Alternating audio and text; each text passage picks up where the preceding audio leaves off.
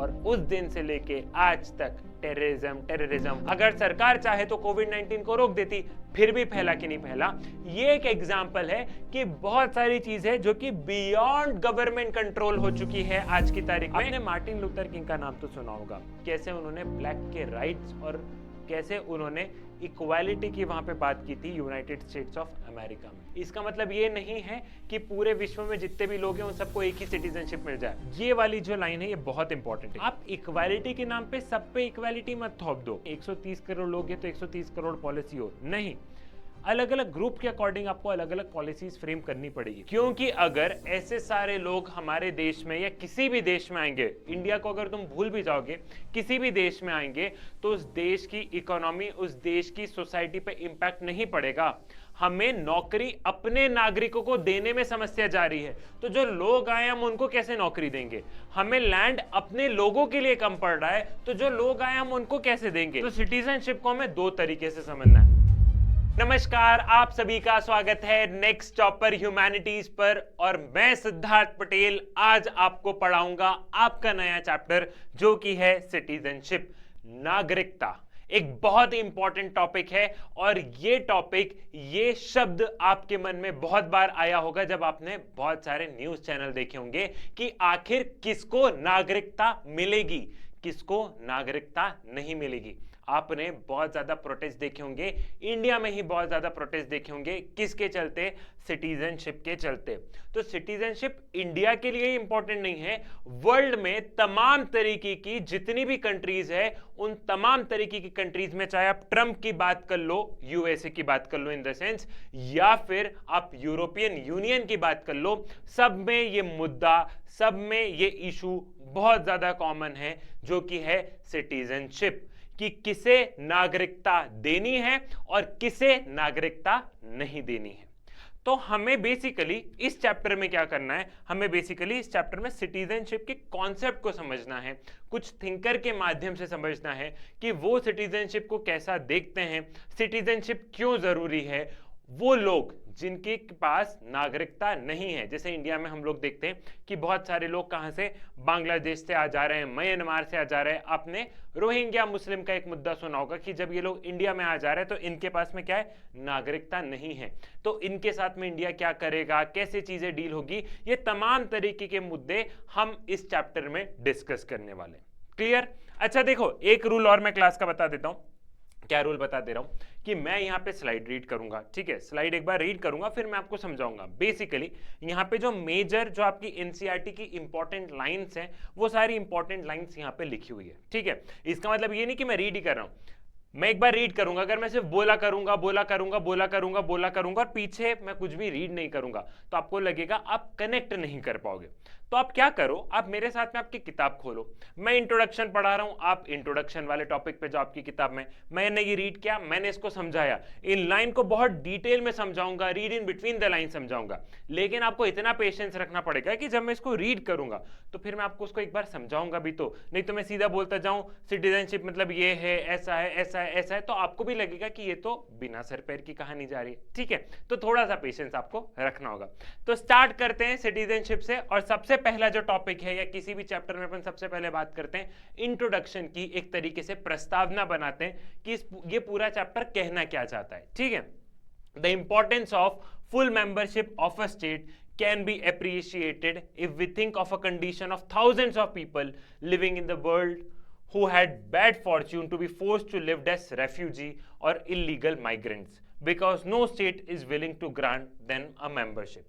Such people are not guaranteed rights by any states and generally live in precarious condition. For them, full membership of a state of their choice is a goal for which they are willing to struggle, as we see today with the Palestinian refugee in the Middle East. ठीक है, आप यहाँ पे एक image देखो, ठीक। अब मैं आपसे एक सवाल पूछता हूँ, जस्ट आप इमेजिन करते चलना, आपके पास में नागरिकता है, आपके पास सिटीजनशिप है, किसकी सिटीजनशिप है, इंडियन सिटीजनशिप है, ठीक है। तो आपके पास में मेजरली क्या है, मतलब आपके पास में भारत की नागरिकता है, बहुत बढ़िया।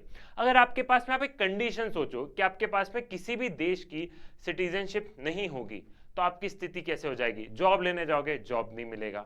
राइट टू वोट के लिए जाओगे, वोटिंग राइट्स नहीं रहेंगे, जो फंडामेंटल राइट्स है वो नहीं मिलेंगे। तमाम तरीके के राइट्स आप इंजॉय नहीं कर पाओगे, और आप जिस लैंड पे रह रहे हो आप उस लैंड को अपना भी नहीं कह पाओगे। तो वैसे ही हम लोग क्या देखते हैं, वैसे ऐसे हमने बहुत सारी कंडीशन देखी है, जो कि कैंप्स है, ऐसे बहुत सारे कैंप सरकार ने अपनी टेरिटरीज में, मतलब हर कंट्री ने अपनी टेरिटरी में बना के रखे हैं, जहां पे रेफ्यूजी या इलीगल माइग्रेंट्स को रखा है। इलीगल माइग्रेंट्स मतलब वही कि मान लो ये इंडिया है, और इंडिया के बगल में यहाँ पे हमने क्या देखा, यहाँ पे जैसे हमने देखा कि यहाँ पे हो गया बांग्लादेश, तो बांग्लादेश से जो लोग इंडिया की तरफ आए या नॉर्थ ईस्ट की तरफ गए, तो वो तो हमारे लिए इलीगल माइग्रेंट्स हुए ना। या पाकिस्तान से बहुत सारे लोग हमारे यहाँ पे आ जाते हैं, तो वो हमारे लिए क्या हुए, वो हमारे लिए इलीगल माइग्रेंट्स हुए। क्लियर? अब समस्या कहां पे आती है? समस्या ऐसी आती है जैसे कि आप लिंक करते चलना, ठीक है, करंट से अपने को लिंक करते चलना है। मान लो यहाँ पे म्यांमार से रोहिंग्या मुस्लिम्स कहां पे आए, रोहिंग्या मुस्लिम सारे के सारे इंडिया में आए। अब इंडिया म्यांमार से बोल रहे भैया कि तुम इनको वापस ले लो, म्यांमार डिनाई कर रहा है, इंडिया इनको क्यों रखेगा? तो वो हमारे लिए क्या हो जाता है, वो हमारे लिए एक मुद्दा हो जाता है कि अब क्या करें। क्योंकि अगर ऐसे सारे लोग हमारे देश में या किसी भी देश में आएंगे, इंडिया को अगर तुम भूल भी जाओगे, किसी भी देश में आएंगे, तो उस देश की इकोनॉमी, उस देश की सोसाइटी पे इंपैक्ट नहीं पड़ेगा। हमें नौकरी अपने नागरिकों को देने में समस्या जा रही है, तो जो लोग आए हम उनको कैसे नौकरी देंगे? हमें लैंड अपने लोगों के लिए कम पड़ रहा है, तो जो लोग आए हम उनको कैसे देंगे? अगर ऐसे ही लोग आते रहे तो क्राइम रेट बढ़ जाएगा, क्राइम रेट बढ़ जाएगा, हमारे ह्यूमन डेवलपमेंट इंडेक्स जो रहेंगे वो कम हो जाएंगे। ह्यूमन डेवलपमेंट इंडेक्स मतलब कि आज अगर हम एजुकेशन में कुछ अच्छा कर रहे हैं, तो कल क्या होगा, कल हम बहुत अच्छा नहीं कर पाएंगे। तो ये जो ह्यूमन डेवलपमेंट इंडेक्स है, ये क्या होंगे, ये धीरे धीरे कम होने लगेंगे। तो इसलिए हम लोग देखते हैं कि जब रेफ्यूजी या इलीगल माइग्रेंट्स हमारे टेरिटरी में आ जाते हैं, तो हमारी इकोनॉमी, हमारा देश एक तरीके से हिल जाता है। ये मुद्दा सिर्फ इंडिया का नहीं है। आपने देखा होगा कि कैसे Trump United states of America में बहुत सख्त पॉलिसी लेके आते हैं। किस लिए सख्त पॉलिसी लेके आते हैं? इलीगल माइग्रेंट्स के लिए, जो कि मेक्सिको बॉर्डर से या फिर कनाडा की बॉर्डर से कहां पे आ रहे हैं, यूएसए में आ रहे हैं। ठीक है, अब हम उन पॉलिसी पे नहीं जा रहे कि वो पॉलिसी सही है या गलत है, लेकिन मैं ये बता रहा हूं कि ये जो इशू है, ये इशू सिर्फ इंडिया का नहीं है, थ्रू आउट द वर्ल्ड है। अब हम इंसान हैं, ठीक है, अब हम ऐसा नहीं बोल सकते कि इनको कोई भी मत रखो, ठीक है। एक ये भी क्वेश्चन है। अभी तो मैंने आपको कौन सा पर्सपेक्टिव बताया, अभी मैंने आपको जो पर्सपेक्टिव बताया है वो पर्सपेक्टिव मैंने आपको एक सरकार के नजर से बताया। अब आप इन इंसान की नजर से सोचो कि इनको कोई भी देश नहीं रखना चाहता है। मान लो एक एज एन एग्जांपल ले लो कि रोहिंग्या मुस्लिम्स को म्यांमार की सरकार ने परेशान करके वहां से निकाला, तो वो जबरदस्ती नहीं आए थे, उनको परेशान किया था। कई बार हम क्या देखते हैं, प्रोसिक्यूट किया जाता है, तो वो हमारे देश में आए, अब हमारी सरकार भी उनको भेज रही, तो लोग का हो जाता है कि हमारी क्या गलती है।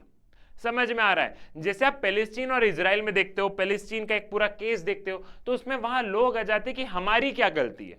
ठीक है, तो एक पर्सपेक्टिव इनका भी निकलते आता है कि हम जिए तो जिए कैसे, छोटे छोटे बच्चे हैं इनके, कैसे रहेंगे, कैसे इनका जीवन होगा। ठीक है, मतलब पॉपुलेशन तो पॉपुलेशन बढ़ती जा रही ना, ये भाई के बच्चे हो गए, ठीक है, अब ये बच्चे के भी आगे बच्चे हो जाएंगे, तो ये पॉपुलेशन कम कहां हो रही है। हमें इनका कंसर्न भी तो समझना होगा। Being an student of political science, आपको इनका कंसर्न भी तो यहां पर समझना होगा। क्लियर है? मैंने इंट्रोडक्शन में आपको एक बेसिक चीजें यहां पे समझा दी है। क्लियर? आगे बढ़ते हैं। आगे क्या है? The precise nature of rights granted to may vary from state to state, but in most democratic country today they will include some political rights like right to vote, civil rights like freedom of speech or belief, and some socio-economic rights which could include right to minimum wage or right to education. देखो भैया, अब हम देखते हैं कि तमाम तरीके के वर्ल्ड में हम मानते हैं कि राइट्स वेरी करेगी। फॉर एन एग्जाम्पल, इंडिया में आपको बहुत सारी चीज़ों की राइट होगी, वही राइट आपको दूसरे देश में नहीं होगी। या यूनाइटेड स्टेट्स ऑफ अमेरिका में बहुत सारी राइट्स ऐसी हैं जो कि इंडिया में नहीं है, जैसे वहाँ गन, वो वाली राइट है ना, रख सकते हैं ना, वह गन मतलब, तो वैसे ही इंडिया में वो प्रोसीजर टफ है। तो हम लोग क्या देखते हैं, हम लोग ये देखते हैं यहाँ पे कि हर कंट्री में राइट्स वेरी करेगी, लेकिन जो कॉमन राइट्स है, ठीक है, कुछ कॉमन राइट्स हर कंट्री में सेम होगी। वो कॉमन राइट्स कौन सी हो सकती है, वही राइट टू वोट हो गया, सिविल राइट्स हो गया, freedom of speech and expression हो गया, मिनिमम वेजेस हो गए, ये तमाम तरीके के कुछ राइट्स ये आपको कॉमन देखने को मिलेगा। जैसे कि राइट टू वोट, ठीक है, राइट टू वोट आपको क्या हो रहा है, राइट टू वोट आपको आज की तारीख में पूरे वर्ल्ड में हर जगह देखने को मिल रहा है, ठीक है। तो हम ये मान रहे हैं कि हर स्टेट में, हर स्टेट मतलब कंट्री, जहां पे भी वर्ड आ रहा है स्टेट, इट मींस कंट्री, ठीक है। पॉलिटिकल साइंस में या पॉलिटिकल थ्योरी में बहुत अच्छे से बताऊं तो पॉलिटिकल थ्योरी में स्टेट का मतलब होता है कंट्री, ठीक, ठीक है भैया।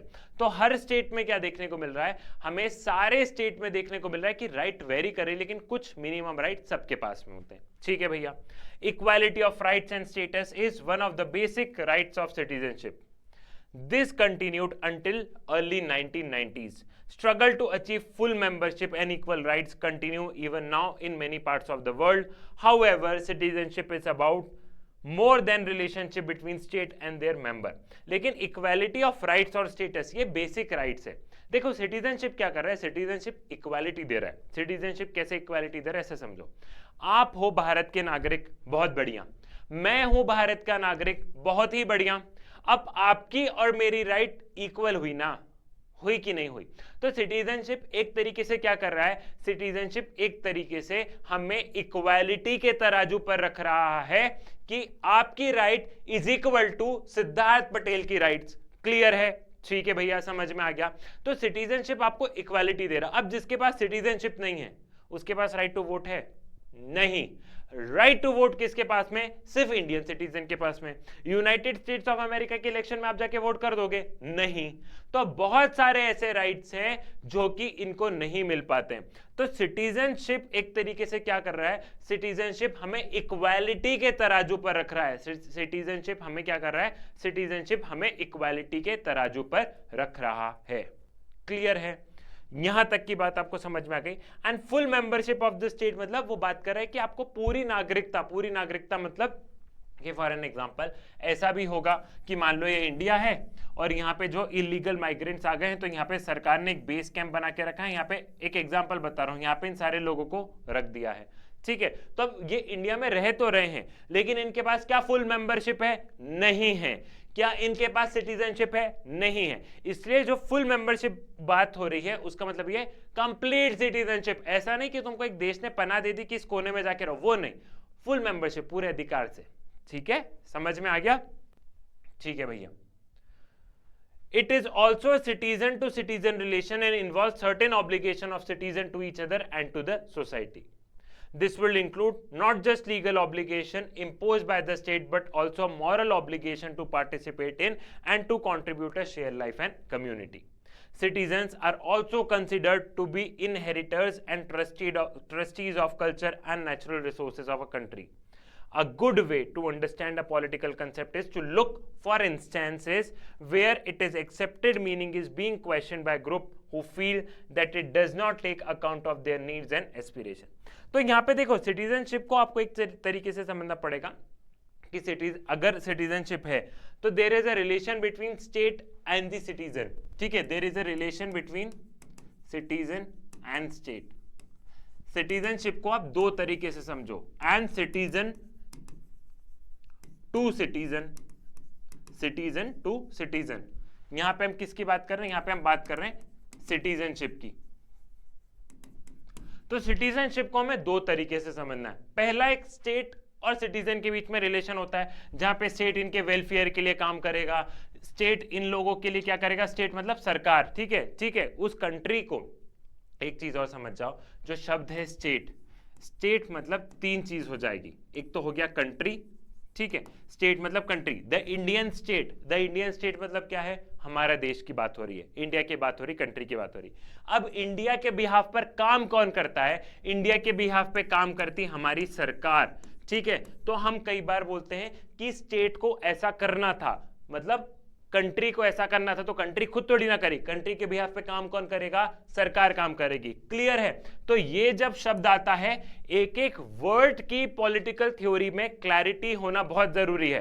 अगर आपको एक एक शब्द का मतलब यहां पर समझ में आ रहा है तो आपका आधे से ज्यादा काम हो गया है। आपको ऑटोमेटिकली, आप खुद भी रीड करोगे ना तो आपको चीजें समझ में आएगी। क्लियर? तो यहां पे एक रिस्पॉन्सिबिलिटी स्टेट की हो गई सिटीजन के ऊपर कि स्टेट इनका वेलफेयर करेगा, ठीक है, स्टेट इनके लिए बहुत सारी पॉलिसी लेके आएगा। दूसरा सिटीजन टू सिटीजन कि इन दोनों को क्या लगेगा, इन दोनों को लगेगा हम दोनों इक्वल हैं, ठीक है। साथ ही साथ सिटीजन जो नागरिक है उनके अपने देश के प्रति बहुत सारी जवाबदारी भी तो है। जैसे आप भारत के नागरिक हो, मैं भारत का नागरिक हूं, तो अपनी कोई रिस्पॉन्सिबिलिटी है कि नहीं है अपने देश के प्रति, होगी ना, कि टैक्स भर दो। अपनी रिस्पॉन्सिबिलिटी होगी देश को साफ रख लो।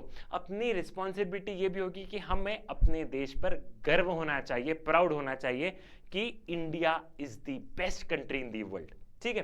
तो हमारी भी क्या है, हमारी भी कुछ ऑब्लिगेशन है। साथ ही साथ जो सिटीजन है वो एक तरीके से क्या है, जो सिटीजन है वो एक तरीके से हम बोल सकते हैं कि ब्रांड एम्बेसडर होते हैं अपने देश का। इंडिया के ब्रांड एम्बेसडर कौन है, हम खुद हैं, कोई और नहीं है। इंडिया का ब्रांड एम्बेसडर हम खुद हैं। हम खुद कैसे हैं, क्योंकि हम हमारा कल्चर प्रोटेक्ट करके रख रहे हैं, हम हमारे कल्चर के बारे में सबको बता रहे हैं, हम हमारी लैंग्वेज के बारे में सबको बता रहे हैं। ऑल्दो हमारे पास में डाइवर्सिटी है, लेकिन हम कैसे बिहेव कर रहे हैं, हम खुद अपने देश के ब्रांड एम्बेसडर है। अब जो नॉन सिटीजन है वो क्या ब्रांड एम्बेसडर होंगे, नहीं होंगे। उन्हें क्या पता होगा, कल्चर के बारे में नहीं पता होगा। ये तमाम तरीके के मुद्दे क्या होते हैं, ये तमाम तरीके के मुद्दे एक तरीके से डिबेटेबल है। Political theory is all about debates, कि एक तर्क दिया जाता है, एक वितर्क दिया जाता है। अगर आप ये सारी चीजें समझने लगोगे कि पॉलिटिकल थ्योरी क्या है, पॉलिटिकल थ्योरी में डिबेट्स हो रही है सर, तो आपको ऑटोमेटिकली यहां पे क्या होगा, आपको ऑटोमेटिकली यहां पर चीजें क्लियर होने लगेगी। Now during the 17th to 20th century, white people of Europe established their rule over black people in South Africa. ठीक है, the whites have right to vote, contest election and elect government. They were free to purchase property and go to any place in the country. Black did not have such right. Separate colonies for white and blacks were established. ठीक, the blacks had to take passes to work in the white neighborhoods. They were not allowed to keep their families in the white area. The school were also separate to the people of the different color. अब south Africa में क्या हो रहा था, south Africa में ये वाले example में हमने वन शॉट रिवीजन में पहले भी डिस्कस किया है। क्या हो रहा था साउथ अफ्रीका में, कि हम देख रहे थे ब्लैक और व्हाइट के बीच में क्या हो रहा था, ब्लैक और व्हाइट के बीच में डिस्क्रिमिनेशन हो रहा था। इलेक्शन कॉन्टेस्ट करना, सारी की सारी पावर इनके पास थी। इन लोगों के स्कूल अलग थे। व्हाइट वाले एरिया में ब्लैक जा नहीं सकते थे, जाएंगे भी तो प्रॉपर पास लेके जाएंगे।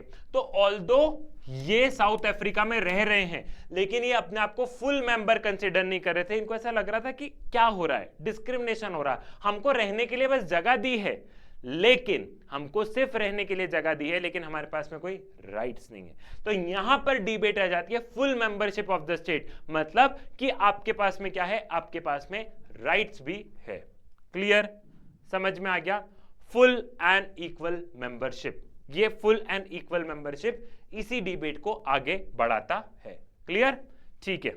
तो फुल और इक्वल मेंबरशिप, देखो आपने बहुत बार स्लोगन सुना होगा, कौन सा, मुंबईकर्स या मुंबई फॉर मुंबईकर्स, ऐसा बहुत बार आपने ये भी देखा होगा कि कई बार क्या होता है, कुछ स्टेट्स या कुछ सिटीज क्या होते हैं, आउटसाइडर्स को एक तरीके से कैसे ट्रीट करते हैं, एकदम ऐसे हजम नहीं होते कि सारे के सारे लोग तुम आ जाते हो और हमारी नौकरी खा जाते हो, या वो एक तरीके से क्या करते हैं, एक तरीके से अपना एक तरीके से वो ऐसा हक जमा लेते कि नहीं मैं इस स्टेट का हूं तो मुझे क्या रहेगा, मेरे पास में ज्यादा अधिकार है, कंपेरेबल तुम दूसरे स्टेट से आए हो। ऐसे बहुत बार आपने ऐसे बहुत सारे स्ट्रगल्स या बहुत सारे ऐसे इंसिडेंट्स आपने इंडिया या वर्ल्ड में कहीं देखे होंगे।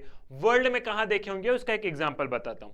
आपने सुना यूरोपियन यूनियन, बहुत बढ़िया, यूरोपियन यूनियन से ब्रिटेन ने एग्जिट ले ली, जिसको कि हम क्या बोलते हैं, जिसको कि हम बोलते हैं ब्रेक्सिट, ठीक है, जिसको कि हमने क्या बोला, ब्रेक्सिट बोला, कि यहां पे क्या किया, यूरोपियन यूनियन से ब्रिटेन ने क्या किया, ब्रिटेन बाहर निकल गया।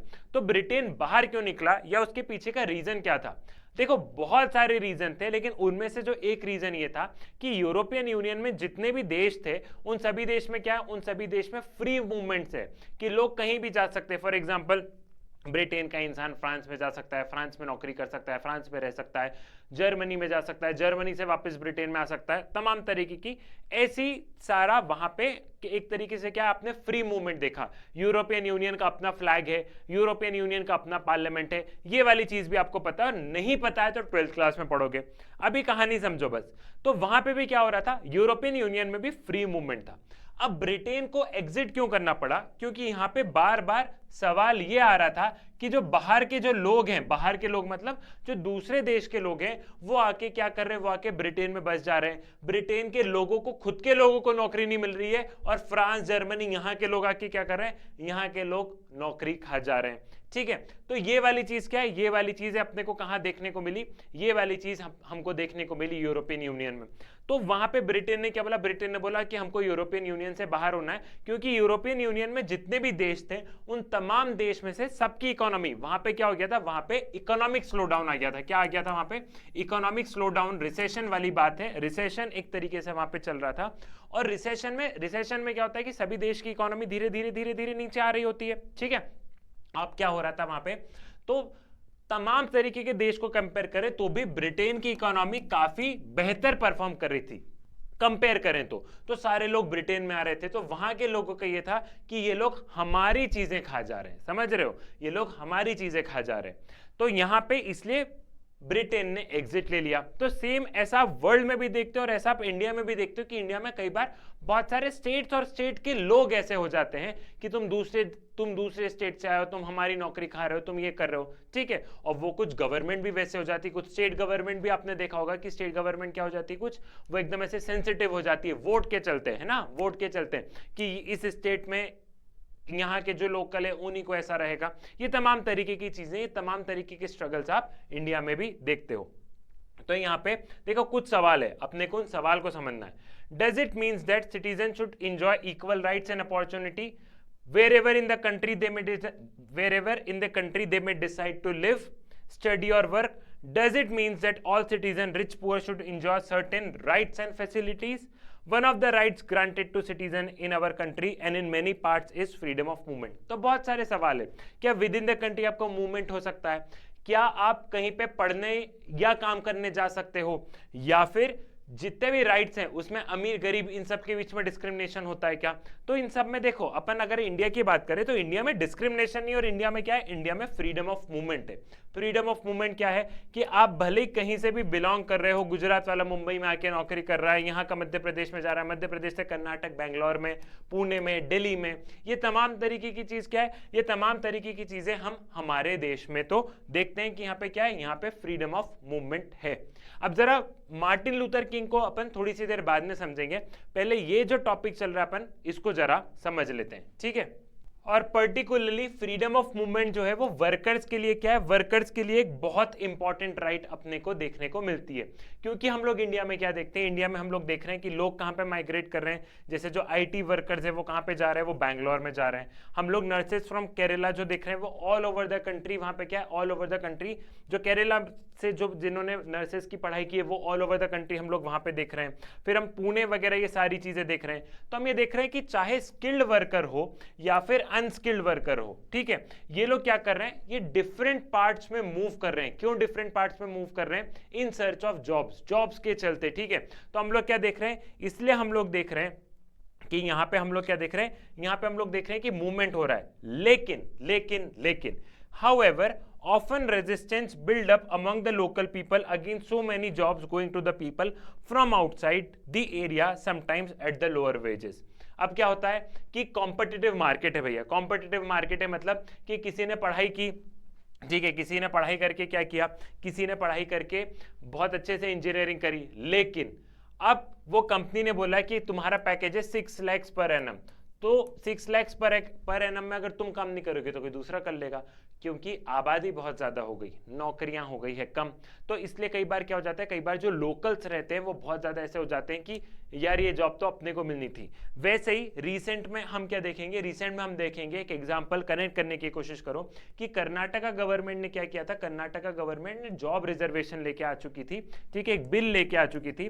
और बेसिकली ये बात प्राइवेट सेक्टर में भी थी कि पहली प्रेफरेंस, मतलब उन्होंने एक सर्टेन अमाउंट ऑफ कोटा रखा था कि ये जो जॉब है पहले आपको कनाडा को देना रहेगा, जो कि वहां पे कर्नाटका का ओरिजिनल, जो कि हम बोलते हैं ना कि जो कि कर्नाटका का ही एक तरीके से कहते हैं मूल निवासी। आपने स्टेट्स में ऐसा देखा होगा कि मूल निवासी प्रमाण पत्र बनता है आपका, सिटीजनशिप नहीं कह सकते, मूल निवासी, कि आप कहाँ के रहवासी हो। तो जैसे मेरा बना है मूल निवासी प्रमाण पत्र, कि चलो सर आपका बन गया भोपाल का या मध्य प्रदेश का बन गया आपका, समझ रहे हो कि सर आपका मध्य प्रदेश का बन गया। तो वैसे ही कर्नाटका में एक चीज हमने ये देखी थी कि वहां की जो सरकार थी, क्योंकि वहां पे लोगों का इतना ज्यादा प्रोटेस्ट हो रहा था कि बैंगलोर जो है वो इतना ज्यादा अट्रैक्ट कर रहा है, या वहां पे ऑल ओवर द इंडिया या वर्ल्ड से भी लोग आके वहां पे काम कर रहे हैं, लेकिन पहली प्रायोरिटी किसको जानी चाहिए, जो कि वहां का लोकल है। तो सरकार के ऊपर प्रेशर बना, सरकार बिल लेके आई कि हम इसको कानून बना देंगे। क्लियर है। तो ऐसा हमने, ऑल्दो अभी ये लागू नहीं हुआ है, बहुत सारी, क्योंकि अनकॉन्स्टिट्यूशनल भी हो सकता है, बहुत सारी चीजें, वो मैटर ऑफ डिबेट है। आपको बस ये समझना है कि ऐसा हम बहुत बार देखते हैं कि बहुत सारी गवर्नमेंट भी रेजिस्ट कर जाती है और बहुत बार लोग भी ऐसे हो जाते हैं कि भैया तुम ऐसा क्यों कर रहे हो, मतलब पहली प्रेफरेंस हमें मिलनी चाहिए। A demand may develop to restrict certain job to those who belong to state or those who know the local language, या कई बार लैंग्वेज कहा जाता है कि ये जॉब किसको मिलना चाहिए, जिसको कि वहां की लैंग्वेज आती हो उसी को। Political party may takes up the issue, resistance could take even the form of organised violence against the outsiders. Almost every region of India has experienced such movement. Are such movement ever justified? We all become indigenate, ठीक है, गलत pronunciation हुआ, नहीं रोना नहीं तो तुम रोने लग जाओ, कंटेंट को समझो। If Indian workers in other countries are ill treated by the local population, some of us may also feel that skilled and educated workers have right to migrate for work. State may even be proud of their identity to attract such worker.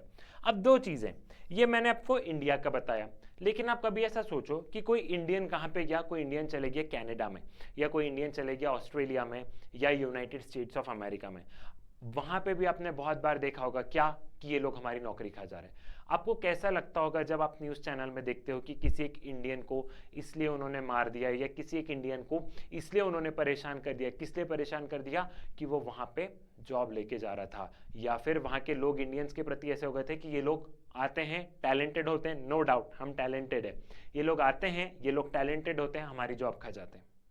तो ऐसा अगर आप world level पे देखोगे तो आपको बुरा लगेगा ना। तो जब स्टेट लेवल पे देखते हो तो तब ये क्यों नहीं सोचते हम कि ये तो, मतलब तब हम ऐसा क्यों नहीं सोचते हैं कि वो भी तो हमारा भाई है। जब वर्ल्ड लेवल पे अपने को बुरा लगता है तो नेशन लेवल पर भी तो लगना चाहिए ना कि ऐसा नहीं होना चाहिए। चलो अब बोलोगे कि सर आप अपनी फीलिंग्स दर्शा रहे हो।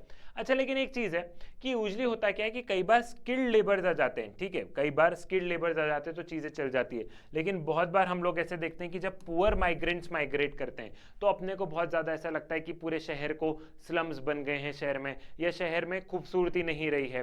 तो कई बार क्या होता है, सरकार स्किल्ड लेबर्स के लिए तो वेलकमिंग होती है, ठीक है, कि गवर्नमेंट क्या होती है, कई बार स्किल्ड लेबर्स के लिए तो गवर्नमेंट वेलकमिंग होती है, लेकिन पुअर माइग्रेंट्स के लिए वैसे हो जाती है कि नहीं नहीं नहीं नहीं। लेकिन आपको एक चीज समझनी होगी, जो कि मैं आपको नेक्स्ट टॉपिक में बताऊंगा भी, कि समाज में एक तरीके से आप ये सोचो कि अगर आपके घर कोई सब्जी बेचने, अगर वो नहीं आएंगे, सब्जी बेचने नहीं आएंगे तो काम कैसे चलेगा। तो सबकी अपनी इंपॉर्टेंस है। अगर एक भी हिस्सा समाज में नहीं रहा ना तो समाज डगमगा जाएगा। हमें सबकी इंपॉर्टेंस को समझना होगा इस पूरी इकोनॉमी में। हमको ऐसा नहीं करना होगा कि नहीं नहीं नहीं नहीं नहीं। तो कई बार क्या होता है, कई बार हम स्किल्ड लेबर्स के लिए तो बहुत ज्यादा वेलकमिंग होते हैं, लेकिन जो पुअर माइग्रेंट्स होते हैं हम उनके लिए वेलकमिंग नहीं होते, ठीक है। अब बेसिकली ये समस्या इसीलिए आ रही है क्योंकि लोकल रेसिडेंट जो है उनको कंपटीशन फेस करना पड़ता है आउटसाइडर से, और हम साथ ही साथ क्या देखते हैं, लोग माइग्रेट इसलिए कर रहे हैं क्योंकि जॉब स्केयर्स है, ठीक है, जो जॉब्स हैं वो कम है, लोग ज्यादा हो गए, एक ये मैटर हो गया। लेकिन कई बार ये भी होता है कि कुछ स्टेट्स बहुत प्राउड फील करते हैं, जैसे कि बेंगलुरु। एक तो मैंने तुमको एग्जांपल ये बता दिया कि वहां की गवर्नमेंट रिजर्वेशन की बात करने लग गई, लेकिन साथ ही साथ बेंगलुरु खुश भी इसलिए होता है कि सबसे ज्यादा फॉरेन डायरेक्ट इन्वेस्टमेंट, सबसे ज्यादा एफडीआई हम लेके आ रहे हैं, या फिर सबसे ज्यादा जॉब्स हम दे रहे हैं, या फिर सबसे ज्यादा आईटी में जॉब्स हम दे रहे हैं, हमारी रैंकिंग वर्ल्ड में आ रही है। तो कई बार गवर्नमेंट खुश भी होती है कि ज्यादा से ज्यादा लोगों को हम क्या कर रहे हैं, ज्यादा से ज्यादा लोगों को हम अट्रैक्ट कर रहे हैं। लिंक करवाऊं, कुछ लिंक करोगे बहुत शानदार तरीके से। फेडरलिज्म वाले चैप्टर में मैंने तुमको क्या पढ़ाया था, फेडरलिज्म वाले चैप्टर में एडिशनल टॉपिक जब मैं बता रहा था तो उसमें मैंने एक चीज बताई थी। क्या चीज बताई थी? Competitive federalism. क्या बताया था? Competitive federalism. कॉम्पिटिटिव फेडरलिज्म में क्या था? हर स्टेट एक तरीके से कॉम्पिटिट भी कर रहा है। किस में कॉम्पिटिट कर रहा है? कि किस स्टेट के पास में सबसे ज्यादा फॉरेन डायरेक्ट इन्वेस्टमेंट आएगा, कौन सा स्टेट सबसे ज्यादा नौकरी दे रहा है, कौन से स्टेट में सबसे ज्यादा एजुकेटेड पीपल हैं। तो हर स्टेट क्या कर रहा है? हर स्टेट कॉम्पिटिट भी कर रहा है। तो कई बार सरकारें खुश भी होती है। लिंक करते चलना है इंडियन कॉन्स्टिट्यूशन नेटवर्क को और पॉलिटिकल थ्योरी को, तो ऑटोमेटिकली आपके कॉन्सेप्ट क्लियर होंगे। और कई बार अगर आप आंसर में भी मेंशन कर दोगे, ट्रस्ट मी, बहुत नंबर मिलेंगे। टीचर ने भी नहीं सोचा होगा, आप आंसर में लिंक करो, दोनों किताबों को लिंक करके एक बहुत बेहतरीन आंसर बनाओ। क्लियर है? ठीक है। सो however, disputes may sometimes arise in democratic society. How can such disputes be resolved? The right to protest is an aspect of the freedom of expression guaranteed to our citizen in our constitution, provided protest does not harm the life or property or other people of state. A basic principle of democracy is such dispute should be settled by negotiation and discussion rather than force. This is one of the obligation of citizenship. ठीक है भैया, बिल्कुल disputes आ रहे हैं, लोग आ रहे हैं, सब हो रहा है। अब डिस्प्यूट में हमारे पास में क्या? प्रोटेस्ट करने का अधिकार है। बिल्कुल प्रोटेस्ट करो, पीसफुल प्रोटेस्ट करो। प्रॉपर आपने परमिशन ले ली सरकार से कि हम आज इस रोड पे बैठ के प्रोटेस्ट करेंगे, ट्रैफिक डाइवर्जन हो गया, अब आराम से प्रोटेस्ट करो। सरकार के साथ में डिमांड रखो, नेगोशिएशन ऑन टेबल आओ, बात करो कि ठीक है भैया, सरकार अपना पॉइंट ऑफ व्यू देगी, तुम अपना पॉइंट ऑफ व्यू दो, एक कॉमन पॉइंट पे आओ। ठीक है। और बीइंग एन सिटीजन, ये हमारी ऑब्लिगेशन है कि हम इस देश की किसी प्रॉपर्टी को नुकसान नहीं पहुंचाए, या अगर कोई अमेरिका का सिटीजन है तो वहां के कंट्री में उनकी कोई प्रॉपर्टी को कोई नुकसान नहीं पहुंचाए, ये हमारा ऑब्लिगेशन है। ठीक है। हम बिल्कुल सरकार से डिसएग्री हो सकते हैं, हमारा बिल्कुल पॉइंट ऑफ व्यू नहीं मिलेगा, लेकिन आपके पास एक बीच का रास्ता है ना, हम डेमोक्रेटिक कंट्री में, समझ रहे हो? मैंने पहले भी बताया था, किसमें पहले बताया था, कौन सा चैप्टर है? चैप्टर ध्यान करो, मुझे सारी चीजें ध्यान है तुम्हारी। कौन सा चैप्टर है? फ्रीडम वाले चैप्टर में बताया था, पॉलिटिकल थ्योरी एंड इंट्रोडक्शन वाले में बताया था। वॉल्टेयर का क्या स्टेटमेंट था कि मैं बिल्कुल तुमसे डिसअग्री कर रहा हूं, आई डिसअग्री व्हाट यू से, बट आई विल डिफेंड। मुझे एज इट इज याद नहीं तो तुम बोलो सर गलत बोल दिया, मुझे भी एज इट इज याद नहीं है, लेकिन क्लिक है, आप वॉल्टेयर का नाम लिख के जाओगे इतने में नंबर मिल जाएंगे। But I will defend until the death your right to speak, या फिर योर राइट टू एक्सप्रेशन, कि बिल्कुल मैं तुमसे डिसएग्री कर रहा हूं, तुम क्या बोल रहे हो, लेकिन मैं फिर भी तुम्हारी बात सुनूंगा, क्योंकि तुम्हारे पास भी फ्रीडम ऑफ एक्सप्रेशन है, मेरे पास भी फ्रीडम ऑफ एक्सप्रेशन है। तुम बोल रहे हो, मैं उससे डिसएग्री कर रहा हूं, लेकिन मैं सुनूंगा, और जैसे ही मैं बोलूंगा तो तुम भी सुनना। क्लियर हो? ये छोटी छोटी चीजें, पता है, ये थिंकर की बातें अगर आप अपने जीवन में भी उतार लोगे ना तो बहुत काम की होगी। आप इसको अपनी प्रैक्टिकल लाइफ में, क्यों थिंकर्स पढ़ाए जाते हैं, सिर्फ पॉलिटिकल साइंस या पॉलिटिकल थ्योरी के लिए नहीं पढ़ा रहे, अगर आप ये सारी चीजें अपने रियल लाइफ में भी उतार लोगे तो चीजें कामयाब रहेगी।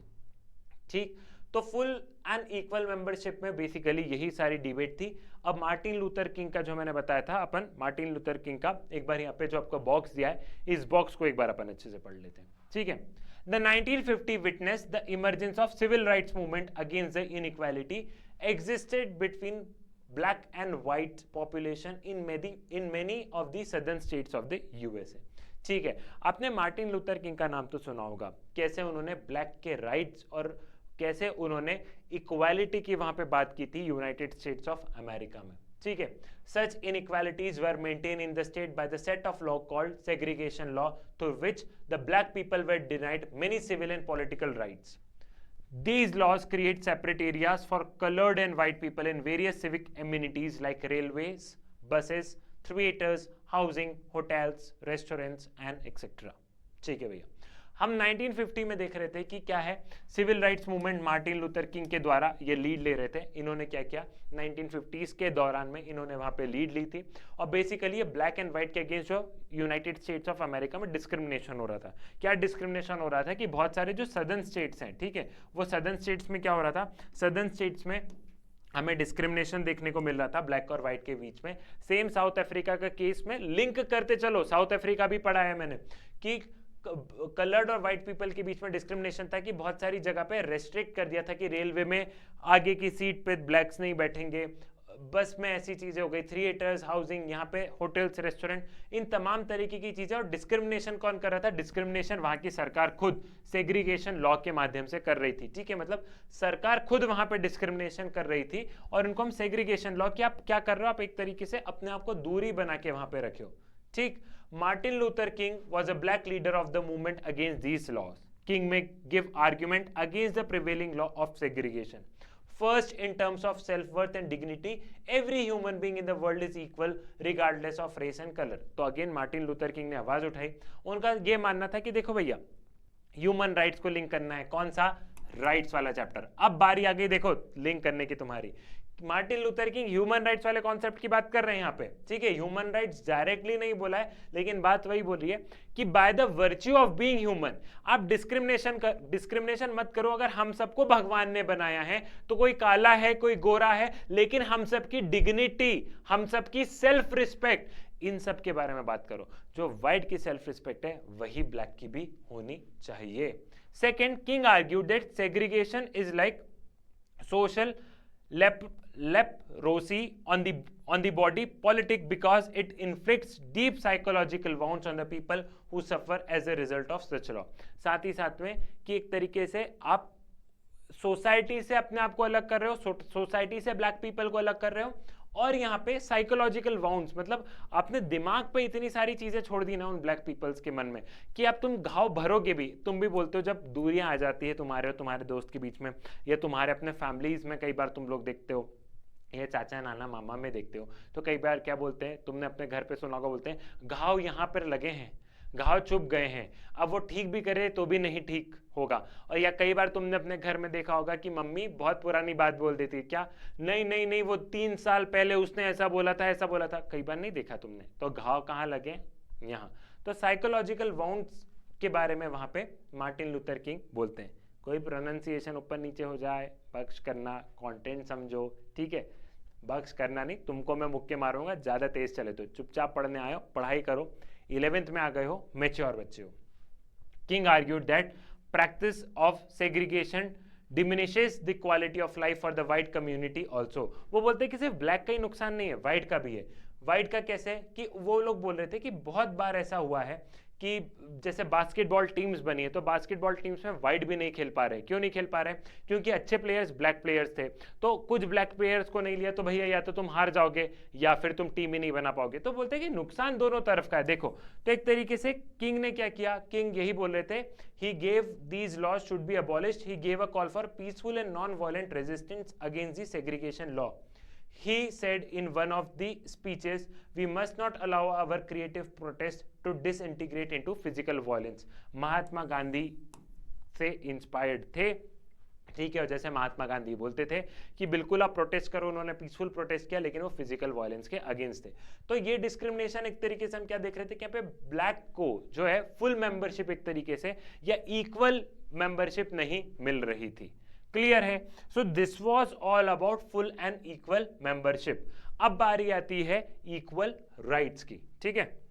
देखो, इक्वल राइट में बेसिकली बात हो रही है कि क्या हम फुल एंड इक्वल मेंबरशिप दे रहे हैं। पीछे वाले टॉपिक को कंटिन्यू करते चल रहे हैं, किसको, रिच, पुअर, इन सबको कुछ बेसिक राइट्स मिलनी चाहिए, जो कि है भी, लेकिन इनके बीच में कोई डिस्क्रिमिनेशन नहीं होना चाहिए।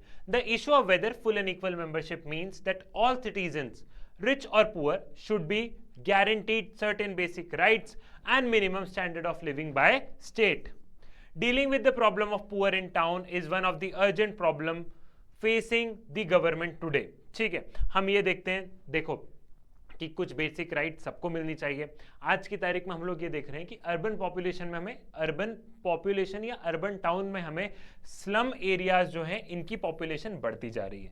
अब ये लोग क्या कर रहे हैं, बेसिकली ये लोग माइग्रेट कर रहे हैं। क्यों माइग्रेट कर रहे हैं? क्योंकि आप भी जानते हो कि गांव में एग्रीकल्चर में उतनी, अगर मतलब ये किसी की भी एग्रीकल्चर फील्ड में काम करेंगे, खेत में जाके काम करेंगे तो उतना पैसा नहीं मिलेगा, लेकिन शहर में पैसा ज्यादा मिलेगा और शहर में अपॉर्चुनिटी ज्यादा है, ठीक है, ग्रोथ की अपॉर्चुनिटी ज्यादा है। तो ये जो समस्या, ये समस्या हमें आज की तारीख में क्या है, आज की तारीख में ये समस्या सरकार बहुत बढ़ते हुए देख रही है।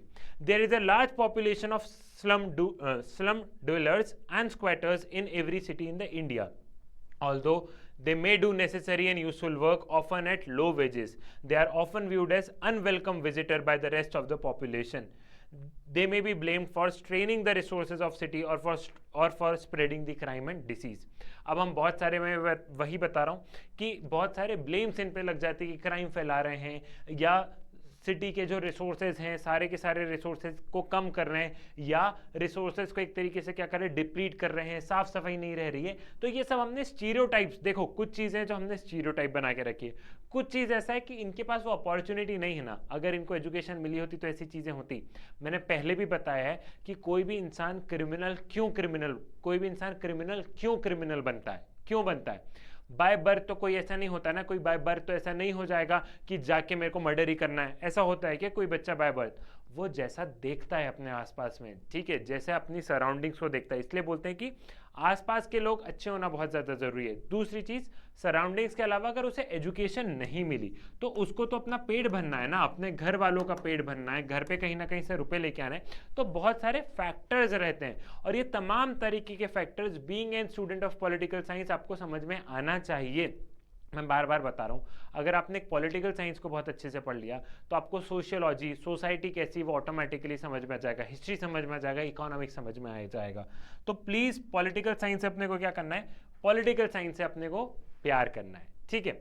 The condition in slums are often shocking. हम बिल्कुल कंडीशन स्लम में देखते तो एक शॉकिंग कंडीशन अपने को देखने को मिलती है, क्योंकि छोटे छोटे रूम्स रहते हैं, कोई प्राइवेट टॉयलेट्स नहीं रहते उनके पास में, सैनिटेशन की प्रॉपर फैसिलिटी नहीं रहती है। लेकिन स्लम ड्वेलर्स जो रहते हैं वो एक सिग्निफिकेंट कॉन्ट्रीब्यूशन क्या करते हैं, एक सिग्निफिकेंट कॉन्ट्रीब्यूशन हमारे समाज में उनका रहता है। चाहे आप हॉकर्स देख लो, चाहे स्मॉल बिजनेसेस देख लो, वीविंग के, टेक्सटाइल के, प्लम्बर्स, मैकेनिक्स, तो हम ये देखते हैं कि इनका समाज में, इनका सोसाइटी में एक महत्वपूर्ण भूमिका रहती है। ऑल्दो इनका कंट्रीब्यूशन थोड़ा होता रहेगा, लेकिन मैं फिर से बोल रहा हूँ कि अगर ये लोग नहीं रहे तो हमारे काम रुक जाएंगे।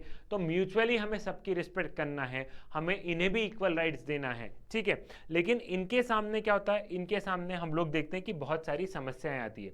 कैसे समस्या आती है कि इनको कई बार राइट टू वोट तक के अधिकार नहीं होते। क्यों नहीं होते बताओ राइट टू वोट? क्योंकि ये लोग माइग्रेट कर चुके हैं, दूसरी जगह पे आ चुके हैं, हो सकता है वहां पे इनका वोटिंग राइट्स नहीं मिला हो, परमानेंट एड्रेस चाहिए। अब जिस जगह पे रह रहे हैं वो क्या हो रही है, वो जगह हो सकता है सरकारी हो, इनका लैंड नहीं हो, तो परमानेंट एड्रेस इनका डलेगा नहीं। तो बहुत बारी हम लोग ये देखते हैं, ऑल्दो सरकार कोशिश करती है कि सभी के पास में वोटिंग राइट्स रहे, सभी के पास में वो वोटर आईडी कार्ड बन जाए, लेकिन बहुत सारे ऐसे लोग छूट जाते हैं क्योंकि इनके पास में परमानेंट एड्रेस नहीं होता है।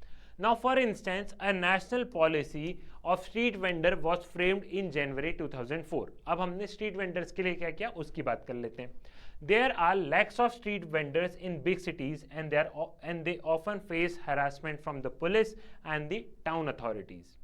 The police was intended to provide recognition and regulation for vendors to enable them to carry on their profession without harassment, so as long as they obeyed government regulation. Slum dwellers are also becoming aware of their rights and are beginning to organize to demand them. तो street vendor policies आई थी, ठीक है, urban street vendor policy आई थी 2004 में। Recently भी बहुत सारी चीज़ें सरकार डे टू डे बेसिस पे करती है, ये तो बात 2004 की हो गई। लेकिन कई बार हम लोग देखते हैं कि इन लोगों का हरासमेंट सरकार के द्वारा, मतलब पुलिस या फिर जो एडमिनिस्ट्रेटिव मशीनरी रहती है, जो सरकारी लोग हैं, इनके द्वारा ही इनका हरासमेंट हमको देखने को मिलता है। कई बार यही लोग इनको परेशान करते हैं, घर खाली करवा देते हैं, तो तमाम तरीके की चीज़ें हमें तब भी देखने को मिलती है। ठीक है। सिटीजनशिप, इक्वालिटी एंड राइट, यहाँ पे सुप्रीम कोर्ट का एक जजमेंट समझते हैं। The Supreme Court gave an important decision regarding the rights of some slum dwellers in the Bombay in response to a public interest litigation, ठीक है, जो कि एक सोशल एक्टिविस्ट ने फाइल की थी। Bombay Municipal Corporation in 1985, the petition claimed right to life on the pavement or slum because there was no alternative accommodation available close to their place of work. If they were forced to move, they will lose their livelihood as well. The Supreme Court said, Article 21 of the Constitution, which guaranteed right to life, include right to livelihood. Therefore, if pavement dwellers were to be evacuated, they should first be provided an alternative accommodation under right to shelter. तो यहाँ पे बात ये हुई थी कि Bombay municipal corporation कुछ slum dwellers को अपनी जगह से हटा रहा था। तो यहाँ पे एक सोशल एक्टिविस्ट ने सुप्रीम कोर्ट में क्या किया, सुप्रीम कोर्ट में पब्लिक इंटरेस्ट लिटिगेशन फाइल की, ठीक है। कौन सा चैप्टर ध्यान करना है, चैप्टर ध्यान करो जुडिशरी, ठीक है, जुडिशरी का वन शॉट रिवीजन देख के आओ। पब्लिक इंटरेस्ट लिटिगेशन फाइल की, तो पब्लिक इंटरेस्ट लिटिगेशन में ये कहा गया कि सरकार इनको इनकी जगह से हटा रही है और ये लोग अपने जहाँ काम करने जाते हैं उसके पास में रह रहे हैं। अगर सरकार इनको हटा देगी और ये वहां से चले जाएंगे तो अपनी नौकरी भी खो देंगे। तो सुप्रीम कोर्ट ने बोला कि जो राइट टू लाइफ है, इंडियन कॉन्स्टिट्यूशन का article number 21, right to life, chapter 2 Indian constitution at work, link करो, ठीक है। तुम बोलोगे सर कितना लिंक करवा रहे हो, ठीक है। तो सुप्रीम कोर्ट ने बोला कि आर्टिकल 21 बोलता है राइट टू लाइफ, लेकिन कोई भी इंसान कब जिएगा, जब उसके पास रोजगार रहेगा, भूखे तो मरने से रहे ना। तो राइट टू लाइफ के अंदर राइट टू लाइवलीहुड भी आता है। सरकार इनको घर खाली नहीं करवा सकती है, और अगर करवाना है तो आप इन्हें अल्टरनेटिव कोई रहने की जगह दो पास में ही। तो वैसे ही जब स्लम्स को बेसिकली खाली करवाया जाता है तो सबसे पहले क्वेश्चन मार्क सरकार पे ही आता है। क्या सरकार पे आता है कि भैया क्या तुमने इनको कोई अल्टरनेटिव दिया है, कोई अल्टरनेटिव सोल्यूशन दिया है कि जहां पे ये लोग रह सकें। तो ये सारे क्वेश्चंस देखने को मिलते हैं। टीएच मार्शल वाला अभी जरा समझेंगे सिटीजनशिप का कॉन्सेप्ट, पहले इसको देखते हैं। Among the other group of people who are becoming marginalized in our society are the tribal people and forest dwellers. These people are dependent on access to forest and other natural resources to maintain their way of life. हम ये देख रहे हैं कि जो forest में जो tribal population रह रही है वो भी एक तरीके से क्या हो रहा है, वो भी एक तरीके से मार्जिनलाइज्ड हो रहे हैं। क्यों? क्योंकि आज की तारीख में ज़्यादा से ज़्यादा पैसे कमाने के चक्कर में क्या हो रहा है, हम लोग माइंस में जा रहे हैं, माइंस को एक्सप्लोर कर रहे हैं, ठीक है। वहाँ से खूब सारा हम लोग एक तरीके से क्या रिसोर्सेज को एक्सट्रैक्ट कर रहे हैं, फिर उन रिसोर्सेज से कुछ बनाया जा रहा है, बेचा जा रहा है। तो यहाँ पे क्वेश्चन मार्क क्या जा रहा है, क्वेश्चन मार्क क्या आ रहा है, ये जो लोकल इनहेबिटेंट्स हैं जो कि उस फॉरेस्ट में जो कि ट्राइबल पॉपुलेशन रह रही है, तो इनका ये है कि भैया हम इन सब के रक्षक हैं, तुम हमको भी तो कुछ दो बदले में। तुम सारी की सारी चीज़ें फॉरेस्ट से एक्वायर कर रहे हो और जो ट्राइबल पॉपुलेशन है उन्होंने उस फॉरेस्ट को बचा के रखा है और तुम बदले में हमें ही कुछ नहीं दे रहे हो, ये क्वेश्चन मार्क आता है। और ट्राइबल पॉपुलेशन से सरकार बहुत सेंसिटिविटी से डील करती है। तो एक चीज़ देखो, आपको समझना पड़ेगा, क्या समझना पड़ेगा, ये वाली जो लाइन है ये बहुत इंपॉर्टेंट है। Equal rights for citizen need not maintain uniform policy have to be applied to all people since different groups or people have different needs. कि बिल्कुल आप इक्वालिटी के नाम पे सब पे इक्वालिटी मत थोप दो, ठीक है। आपको अलग अलग इंसान के अकॉर्डिंग अलग अलग पॉलिसीज फ्रेम करनी होगी। अलग अलग इंसान मतलब ये नहीं बोल रहा हूँ कि 130 करोड़ लोग हैं तो 130 करोड़ पॉलिसी हो, नहीं। अलग अलग ग्रुप के अकॉर्डिंग आपको अलग अलग पॉलिसीज फ्रेम करनी पड़ेगी। ट्राइबल पॉपुलेशन को आपको अलग से डील करना पड़ेगा, जो मार्जिनलाइज सेक्शन है उनको अलग से डील करना पड़ेगा, जो मिडिल क्लास है उनसे अलग से डील करना पड़ेगा, जो रिच वाली पॉपुलेशन है उनसे आपको अलग से डील करना पड़ेगा। तो ये तमाम तरीके की जो चीज़ें, इसमें यही बात कही गई है कि सरकार को क्या होगा, सरकार को अलग अलग तरीके से क्या करना होगा, सरकार को अलग अलग तरीके से डील यहाँ पर करना होगा। ये चीज़ समझ में आई। एक एग्जाम्पल ले लेते हैं, एक छोटा सा एग्जाम्पल से समझाऊंगा तो चीज़ें ऑटोमेटिकली क्लियर होगी। कि मान लो सरकार एक पॉलिसी लेके आई, क्या पॉलिसी लेके आई कि हम सभी को क्या करेंगे, सभी को स्मार्टफोन बांटेंगे, ठीक है, सभी को हम स्मार्टफोन देंगे। अब गांव में वो बूढ़ा व्यक्ति जिसको कि स्मार्टफोन चलाते नहीं आता है, आंखों से दिखता नहीं है, वो क्या स्मार्टफोन चलाएंगे, वो रुपए वेस्ट हो गए ना। किसके रुपए वेस्ट हुए, एक नॉर्मल कॉमन सिटीजन के टैक्स के रुपए वेस्ट हो गए। समझ रहे हो? ये सरकार बोले कि हम सभी बच्चों को किताब बांट रहे हैं। अरे तुम किताब कौन सी बांट रहे हो सकता है उस बच्चे को ABCD नहीं आती हो, समझ रहे हो? तो यूनिफॉर्म पॉलिसी नहीं लानी है सरकार को अलग अलग तरीके से डील करना होगा। सिटीजनशिप मतलब ये नहीं है कि आप सभी के ऊपर एक ही पॉलिसी अप्लाई कर दो।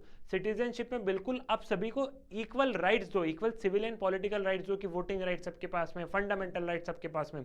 लेकिन जब सरकार की कुछ करने की बारी आ जाए तो सरकार को अलग अलग ग्रुप को अलग अलग तरीके से यहां पर डील करना होगा। क्लियर है? ये वाली चीज समझ में आ गई? अब बारी आती है, नहीं अभी तो अपना एक और इक्वल राइट्स का ये बचा, फिर टीएच मार्शल वाला पढ़ेंगे। What should become clear from this discussion is that changes in world situation, the economy and the society demand new interpretation of the meaning and rights of citizenship. The formal laws regarding citizenship not only form the starting point, and the interpretation of law is constantly evolving.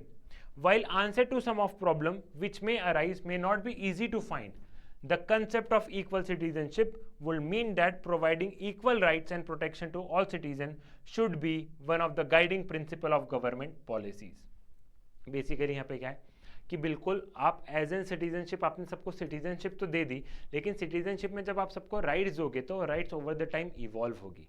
पहले तो हम सबको equality के नाम पे एकदम ऐसे थोप देते थे, लेकिन आज की तारीख में जैसे जैसे समाज आगे बढ़ेगा, जैसे जैसे नए नए प्रॉब्लम्स आएंगे, वैसे वैसे आपको नई नई राइट्स देनी पड़ेगी। नो डाउट कुछ सवाल के जवाब नहीं होंगे, लेकिन स्टिल गवर्नमेंट को फाइंड आउट करना पड़ेगा। क्यों गवर्नमेंट को फाइंड आउट करना पड़ेगा? क्योंकि हम लोगों ने सरकार पर विश्वास किया है, हम लोगों ने सरकार पर ट्रस्ट किया है, इसलिए सरकार से बहुत ज़्यादा उम्मीद होती है। नो डाउट सिटीजन की भी रिस्पॉन्सिबिलिटी है, लेकिन गवर्नमेंट पर इतना भरोसा क्यों किया जाता है? क्योंकि लोगों ने इनको ट्रस्ट किया है, लोग इनको टैक्स के पैसे दे रहे हैं और सरकार हमारे टैक्स के रुपए क्या कर रही है? सरकार हमारे टैक्स के रुपए खर्च कर रही है। क्लियर? अब एक ये जरा जिम्बाब्वे वाली कहानी थोड़ा सा यहाँ पे समझते हैं, ठीक है? ज़्यादा फिगर्स में कंफ्यूज नहीं होना है, एक बार मैं रीड करूंगा और फिर पूरी कहानी का जो क्रक्स है, जो सार है, वो मैं आपको बताऊंगा। According to official figures published about the land distribution in Zimbabwe, some 4,400 people owns 32% of agriculture land, that is 10 meters hectare. About 1 million black peasant family just own 16 hectares, that is 38% of the land. While the land that is with white families is fertile and irrigated, the land in the hands of black people is less fertile and unirrigated. While tracing the history of land ownership, it is very obvious that a century ago, whites has taken the fertile land from the native people. Whites have been in Zimbabwe for generations and considered themselves as Zimbabweans. The total population of white in Zimbabwe is just 0.06% of the population. In the year 1997, the president of Zimbabwe, Mugabe, announced the plan to take over around 1,500 families. ठीक है, 1,500 farms, sorry. What ideas would citizenship would you support or oppose the claim of black and whites of the Zimbabwe? Clear मिला के ये situation क्या है? Zimbabwe में again white and black के बीच का एक डिस्क्रिमिनेशन देखने को मिलेगा। यहाँ पे व्हाइट की जो पॉपुलेशन है, ठीक है, व्हाइट की पॉपुलेशन है यहाँ पे कम, लेकिन लैंड इन लोगों के पास में है ज्यादा, पैसा इन लोगों के पास में है ज्यादा, और जितना भी लैंड है वो A1 A+ क्वालिटी का लैंड है। सेम यही अगर हम व्हाइट्स की बात करें, ठीक है, यही अगर क्या करें, यही अगर मैं व्हाइट की बात करूं, तो यही अगर मैं ब्लैक की बात करूं, तो ब्लैक की पॉपुलेशन जो है वो क्या हो गई? वो ज्यादा हो गई, लैंड इन लोगों के पास में कम हो गया, पैसा इन लोगों के पास में कम हो गया। ठीक है, तो हम क्या देख रहे हैं? क्लियर कट डिस्क्रिमिनेशन कि अमीर अमीर है, गरीब गरीब है। व्हाइट ने ब्लैक की लैंड ले ली थी, व्हाइट के पास में ज्यादा लैंड है, व्हाइट के पास में जितनी भी लैंड है फर्टाइल है, बहुत अच्छी लैंड है, ठीक है, बहुत ज्यादा फसल हो जाती है। तो यहाँ पे जो प्रेसिडेंट थे जिम्बाब्वे के, उन्होंने क्या बोला कि कुछ फार्म्स व्हाइट का ले लिया जाए। तो एक तरीके से क्वेश्चन है कि ये जो कर रहे हैं ये सही है या नहीं। सेम ऐसी चीज क्या हुई थी? इंडिया में इंप्लीमेंट होने की बात हुई थी। कहीं पे सक्सेसफुल रही, कहीं पे नहीं रही, मतलब एज इट इज नहीं है, लेकिन थोड़ा बहुत तो सिमिलैरिटी है। बताओ कौन सी पॉलिसी है? वो पॉलिसी है इंडिया में लैंड रिफॉर्म्स की। किसकी है? लैंड रिफॉर्म्स की। कॉम्पिटिटिव वाले बच्चे थोड़ा सा ध्यान से समझो। लैंड रिफॉर्म्स में क्या बात हुआ था कि जो बड़े बड़े किसान हैं, जो जमींदार थे अंग्रेजों के ज़माने से, उनके पास में बहुत लैंड आ गई और गरीब गरीब ही रह गए, तो उनकी जो बड़े बड़े जमींदार हैं उनकी कुछ लैंड ले ली जाए और इन लोगों को डिस्ट्रीब्यूट कर दी जाए गरीब लोगों के बीच। अब वो पॉलिसी सही है नहीं है, it's a matter of debate, लेकिन सेम जो जिम्बाब्वे की कहानी है वैसा हमने कहीं ना कहीं, हमें क्या देखने को मिल रहा है, वैसा हमें कहीं ना कहीं इंडिया में भी देखने को मिल रहा है। क्लियर? ये वाली चीज आपको यहां पर समझ में आ गई है। ठीक है, नाउ अब हम जरा क्या समझते हैं, अब हम जरा ये वाला समझते हैं। टीएच मार्शल का कॉन्सेप्ट को बहुत ध्यान से समझते हैं कि टीएच मार्शल ने सिटीजनशिप का कॉन्सेप्ट क्या दिया था। अगेन थोड़ा सा पेशेंस बनाना है, एक बार मैं बॉक्स रीड करूंगा आपकी सहूलियत के लिए, एंड देन हम क्या करेंगे, देन मैं आपको टीएच मार्शल का कॉन्सेप्ट समझाऊंगा। Citizenship is not merely a legal concept, it is also closely related to a larger notion of equality and rights. A widely accepted formulation of this relationship was provided by British sociologist that is T.H. Marshall. तो citizenship के concept में TH. Martial का बहुत बड़ा contribution है। ठीक है, TH. Martial बोलते हैं कि सिटीजनशिप एक लीगल राइट ही नहीं है या लीगल कॉन्सेप्ट ही नहीं है, जबकि सिटीजनशिप एक बहुत बड़ा कॉन्सेप्ट है। और सिटीजनशिप बात करता है इक्वालिटी की, कि एज ए सिटीजन हम क्या है, हम सारे के सारे लोग इक्वल है। सिटीजनशिप बात करता है राइट्स की, कि जो सारे के सारे सिटीजन है उनके पास क्या है, उनके पास में राइट्स हैं। ठीक है, अब वाइडली ये वाली बात हो गई यहाँ पे T H. Marshall in his book citizenship and social class. अब आपको क्या ध्यान रखना है कि टी.एच. मार्शल की कौन सी किताब है? टी.एच. मार्शल की किताब है सिटीजनशिप एंड सोशल क्लास। ये जब आप पोस्ट ग्रेजुएशन करने या कुछ सीयूईटी वगैरह कई बार किताब के नाम पूछ लेते हैं, अगर ये सिलेबस में रहता है तो टॉपिक। ठीक है, तो थिंकर और थिंकर की किताब का नाम पूछना ये आज की तारीख में गवर्नमेंट का, मतलब जो एग्जाम कंडक्ट करवाते हैं उनका एक फेमस तरीका है ये। ठीक है, Marshall defined citizenship as a status. Marshall defined citizenship as a status bestowed on those who are full members of a community. All who possess status, one equal with respect to rights and duty, which the status is endowed. The key concept in Marshall idea of citizenship is that of equality. He implies two things. First, that the quality of rights and duties improves. Second, that the quantity of people upon whom they bestows grow. Marshall see citizenship as an evolving three kinds of rights, that is civil, political and social. तो यहाँ पे basically देखो TH. Martial क्या बात कर रहे हैं, TH. Martial यहाँ पे बेसिकली बात कर रहे हैं एक फुल मेंबरशिप ऑफ कम्युनिटी की, और वो बात कर रहे हैं इक्वल राइट्स की। जैसे देखो मार्शल है ना, मार्शल एकदम पूरा, अगर आपको डेफिनेशन अपन बात करते हैं कि जैसे आपको ये जो डेफिनेशन लिखी कि टी.एच. मार्शल ने क्या बोल दिया, status based upon those who are full members of community who possess the status are equal with respect to rights and duty which the status is endowed. अब बोलो कि समझ नहीं आया, तो बेसिकली देखो मैं आपको बताना चाह रहा हूँ, मार्शल जो है, ध्यान से समझो, मार्शल का की कंसेप्ट होता है इक्वालिटी। मार्शल है ना सबसे ज्यादा बोलते हैं कि इक्वालिटी से सबसे ज्यादा जरूरी है। सिटीजनशिप से क्या हो रहा है, सिटीजनशिप से इक्वालिटी दे रहे हैं। इक्वालिटी इन द सेंस कि मैं सिद्धार्थ इज इक्वल टू कौन, अंबानी का बेटा, या अंबानी खुद, या अडानी खुद, जो बड़े बड़े हैं। मैं भी सिटीजन हूं, वो भी सिटीजन है, वो इंडियन सिटीजन है, मैं भी इंडियन सिटीजन हूं। तो जो भी इंडियन सिटीजन है उन सब के पास में क्या है, उन सब के पास में इक्वालिटी है, हम सब कानून की नजर में इक्वल हैं।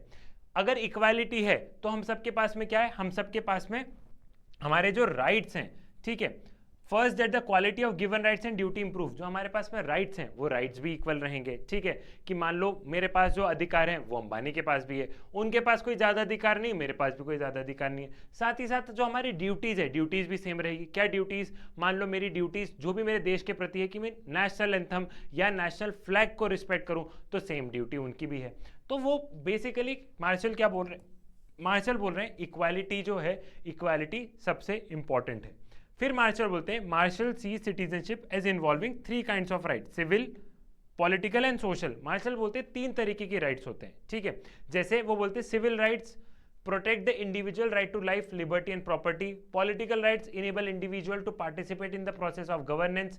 Social rights give individual to access to education and employment. वो बोलते हैं कि जो मार्शल है वो बेसिकली इन 3 तरीके की राइट्स पे और फोकस करते हैं, जो कि सिविल राइट्स है, कि right to life, liberty, property, इन सब से मुझे सरकार रक्षा करेगी. राइट टू लाइफ है, प्रॉपर्टी में एक्वायर कर सकता हूँ, ठीक है, राइट टू लाइफ, और मैं आज़ाद हूँ कुछ भी करने के लिए.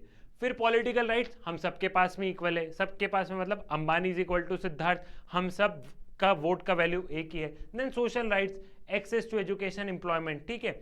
ये जो 3 तरीके की राइट्स हैं, अगर ये 3 तरीके की राइट्स अगर हर इंडिविजुअल के पास में होगी, सिविल, पॉलिटिकल, सोशल, तो हर इंसान क्या करेगा, हर इंसान एक डिग्निफाइड लाइफ जी पाएगा. हर इंसान क्या करेगा, हर इंसान एक डिग्निफाइड लाइफ जी पाएगा.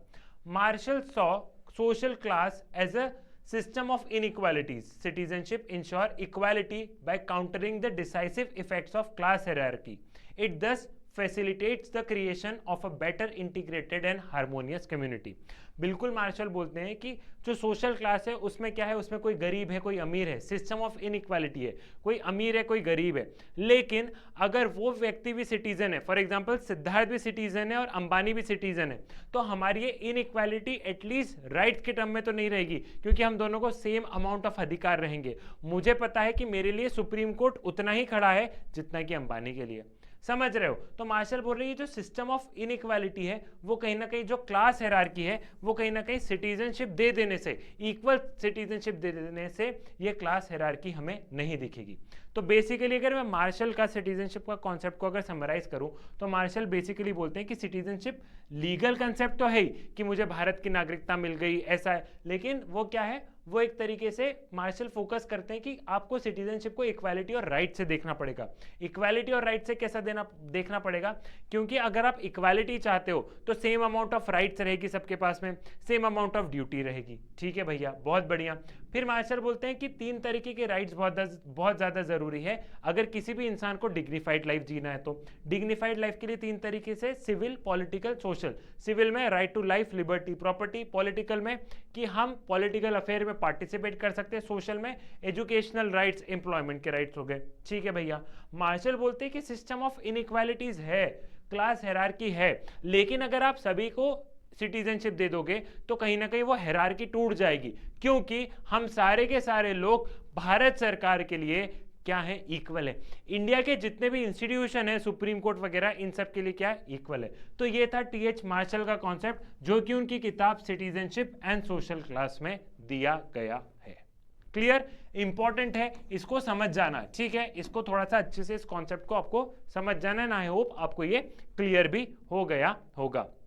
अब बारी आती है सिटीजन एंड नेशन. ठीक है, सिटीजन एंड नेशन वाले कॉन्सेप्ट को हम यहां पर समझते हैं. So the concept of nation state evolve in the modern period. तो देखो, नेशन स्टेट का जो कॉन्सेप्ट है वो हमने मॉडर्न पीरियड में देखा है. अब मॉडर्न पीरियड के पहले, मतलब ऐसा नहीं था कि ऐसे कोई सिटीजनशिप का कॉन्सेप्ट नहीं था, लेकिन पहले क्या होते थे, पहले राजा, रियासत, ये सारे लोग रहते थे. ठीक है, कि मैं इस राजा से, इस राजा, मेरा राजा ये, फॉर एग्जांपल मुगल सल्तनत में बोल दिया, या मेरा राजा XYZ है, या मेरा राजा कोई राजस्थान के कोई राजपूताना घर से. तो पहले कुछ ऐसा था. लेकिन एज एन नेशन स्टेट हमने मॉडर्न टाइम्स में, जब हमारा इंडियन नेशनल मूवमेंट था, तब हमने सबने ये राजा, रजवाड़ा, ये सारी चीजें छोड़ के हमने क्या बात करी, as an whole, as an country की बात करी. सेम ये केस दूसरे जगह पे भी जाता है. दूसरे जगह में कैसे जाता है कि पहले जैसे आप लोग फ्रांस वगैरह में देखते थे, तो फ्रांस वगैरह में क्या है कि वहाँ पे जब प्रोटेस्ट होने लगे, तो वहाँ पे मोनार्की के खिलाफ जब प्रोटेस्ट होने लगे, डेमोक्रेटिक गवर्नमेंट जब वहाँ पे स्टैब्लिश हो गई, तो एक कॉमन यूनिटी सब लोगों में दिखी. ठीक है, तो हम लोग ये देखते हैं कि सिटीजनशिप का आइडिया पहले भी था, लेकिन आज की तारीख में मॉडर्न स्टेट में, या जो मॉडर्न स्टेट का जो कॉन्सेप्ट है उसमें सिटीजनशिप का आइडिया बदला. और मॉडर्न स्टेट का आइडिया, या जो आज की तारीख में जो आप देश देख रहे हो, पहले देश ऐसे नहीं हुआ करते थे. पहले अलग राजा रजवाड़ा में ऐसे कुछ बटे हुए रहते थे. ठीक है, तो बेसिकली जो टॉपिक है सिटीजन एंड द नेशन, क्योंकि नेशन के पार्ट है सिटीजन, और एक नेशन बिना सिटीजन के कुछ भी नहीं है. ठीक है, इंडिया में आज की तारीख में लोग नहीं रहे, तो समझ रहे हो. तो ये दोनों टॉपिक एक दूसरे से इंटरलिंक्ड है. ठीक है, समझ में आ गया. तो और कोई भी इंसान अपनी जो नेशनल आइडेंटिटी है, मैं इंडियन हूं, या हमें ये चीजें कैसे पता चलती, एक तो मतलब मेरा जन्म यहाँ पे हुआ, एक चीज़ जो कॉमन मैंने मान ली, मैंने शुरू से मैं भारत में रहा हूँ, तो एक वो वाली फीलिंग है। लेकिन हर देश की एक अपनी अपनी आइडेंटिटी है, वो नेशनल फ्लैग के थ्रू हो सकती है, ठीक है। ये कहीं पे भी वर्ल्ड में चले जाओ तो मेरे देश की आइडेंटिटी मेरा फ्लैग है, ठीक है। नेशनल एंथम हो सकता है, नेशनल लैंग्वेज हो सकती है, और certain ceremonial practices among the other, ठीक है। Most modern state include people of different religion, language and cultural tradition. अब इंडिया में क्या है, इंडिया में नेशनल फ्लैग है, नेशनल एंथम है, नेशनल लैंग्वेज नहीं है, ठीक है। तो ऐसा करके, लेकिन आज की तारीख में हमें क्या देखने को मिलता है, आज की तारीख में हमें देखने को मिलता है कि जो भी मॉडर्न स्टेट है, मॉडर्न स्टेट में अलग अलग लैंग्वेज के, अलग अलग रिलीजन के, अलग अलग कल्चर के लोग हमें देखने को मिलते हैं। But the national identity of a democratic state is supposed to provide citizen with a political identity that can be shared by all member state. Democratic state usually try to define their identity so that it is as inclusive as possible. That is which allow all citizens to identify themselves as a part of nation. तो बोलते हैं कि आज की तारीख में जितने भी डेमोक्रेटिक नेशन स्टेट है, आज की तारीख में आपको जितने भी देश दिख रहे हैं, तो वो अपने आप को किसी रिलीजन से या वैसे डिनोट नहीं कर रहे हैं, या किसी लैंग्वेज से डिनोट नहीं कर रहे हैं। आज की तारीख में क्या हो रहा है, आज की तारीख में पॉलिटिकल आइडेंटिटी है कि हमारी ये सरकार है, हमारा ये नेशनल फ्लैग है, हमारा ये नेशनल एंथम है, ठीक है। आज की तारीख में हम कुछ उस तरीके से दिख रहे हैं। और आज की तारीख के जो देश है वो बहुत अकोमोडेटिव और बहुत इंक्लूसिव है, मतलब सभी को साथ में लेके चल रहे हैं। इसमें आप ऐसा भी ले सकते हो, जैसे कि एक एग्जांपल बताऊं, सऊदी अरेबिया, या आप अरब कंट्रीज को देखोगे तो आपके मन में एक इस्लामिक कंट्री की इमेज आ जाएगी, लेकिन उन कंट्री की इमेज में भी आप देखोगे कि वहां पे भी डाइवर्सिटी देखने को मिलती है। बहुत सारे इंडियंस भी जा रहे हैं ना वहां पे काम करने के लिए, वैसे ही वर्ल्ड से बहुत सारे लोग वहां जा रहे हैं ना, काम कर रहे हैं, रह रहे हैं, कुछ लोगों को तो सिटीजनशिप भी मिल गई है। तो आप कोई कहीं पे भी ऐसा नहीं कह सकते हो कि इस देश में सिर्फ यही रिलीजन है। कोई रिलीजन प्रोमिनेंट हो सकता है, या कोई रिलीजन बहुत ज्यादा डोमिनेंट हो सकता है कि मेजॉरिटी ऑफ द पॉपुलेशन उनकी है, बट स्टिल आज की तारीख में जो मॉडर्न नेशन स्टेट में आपको क्या देखने को मिलेगा, मॉडर्न नेशन स्टेट में हमें डाइवर्सिटी देखने को मिलेगी, ठीक है।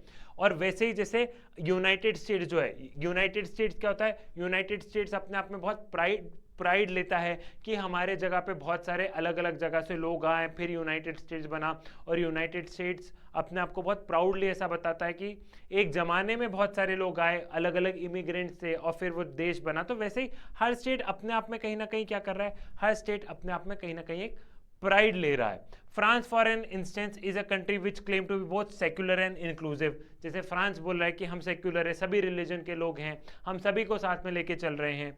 It not only includes people of European origin but also citizen who originally came from other area such as North Africa. Culture and language are important feature of national identity, and all citizens are expected to assimilate into public aspect of their life. But in practice, most countries tend to define their identity in a way which make easier for some citizen to identify with the state than others. It may also make it easier for the state to extend citizenship to some people and not to others. They may however retain their personal belief and practice in their private life. अब यहाँ पे बात की गई कि culture और language एक important feature हो सकते हैं सिटीजनशिप के लिए, लेकिन वो एक इंसान का पर्सनल बिलीव हो गया। पर्सनल बिलीव कैसे हो गया कि जब मैं बात कर रहा हूँ कि फ्रांस बोल रहा है कि हम अलग अलग रिलीजन के लोग और हम सेक्युलर है, जब इंडिया बोल रहा है कि हम सेक्युलर है, अलग अलग रिलीजन के लोग हैं, तो हमारे केस में कल्चर और लैंग्वेज इंपॉर्टेंट है, लेकिन वो पर्सनल स्पेस में इंपॉर्टेंट है। प्राइवेट स्पेस में क्या हो गया, प्राइवेट स्पेस में वो इंपॉर्टेंट है, लेकिन जब हम पब्लिक स्पेस की बात करेंगे वहां पे इंपॉर्टेंट नहीं है। हम क्या बात करते हैं, हमारी नेशनल आइडेंटिटी, हम अपनी national identity as an Indian दिखाते हैं। हम ये नहीं दिखाते मैं गुजराती हूँ, मैं मराठी हूँ, मैं पंजाबी हूँ, ये हूँ। मैं बिल्कुल हूँ, मैं गुजराती भी हो सकता हूँ, मैं मराठी भी हो सकता हूँ, मैं पंजाबी भी हो सकता हूँ, लेकिन पहले मैं भारतीय हूँ। वो मेरा पर्सनल है, मेरी पर्सनल लैंग्वेज है, मेरे पर्सनल लाइफ का मामला है, मेरा पर्सनल तरीका है कि मुझे अपने फेस्टिवल्स को कैसे सेलिब्रेट करना है। लेकिन जब नेशनल आइडेंटिटी की बात आती है तो नेशनल आइडेंटिटी में मुझे एज ए नेशन दिखाना है। नेशनल आइडेंटिटी में अगर कल्चर दिखाने लगे तो लोग कंफ्यूज नहीं हो जाएंगे कि इसका कल्चर अलग है, उसका अलग है। इंडिया में तो इतनी सारी डाइवर्सिटी है, तो जब नेशनल आइडेंटिटी की बात आती है तब हम अपने आप को इंडियन दिखाते हैं, तब हम अपने नेशनल फ्लैग कॉमन है, ये हो गई हमारी नेशनल आइडेंटिटी। समझ रहे हो? तो मैं कुल मिला के देखो समझाना क्या चाह रहा हूं, मैं समझाना ये चाह रहा हूं कि जो मॉडर्न स्टेट का कॉन्सेप्ट है वो टोटली डिफरेंट है। मॉडर्न स्टेट का कॉन्सेप्ट टोटली नया है। आज के तारीख में आपको जितने भी स्टेट दिख रहे हैं, जितने भी देश दिख रहे हैं, वहाँ पे आपको डाइवर्सिटी देखने को मिलेगी।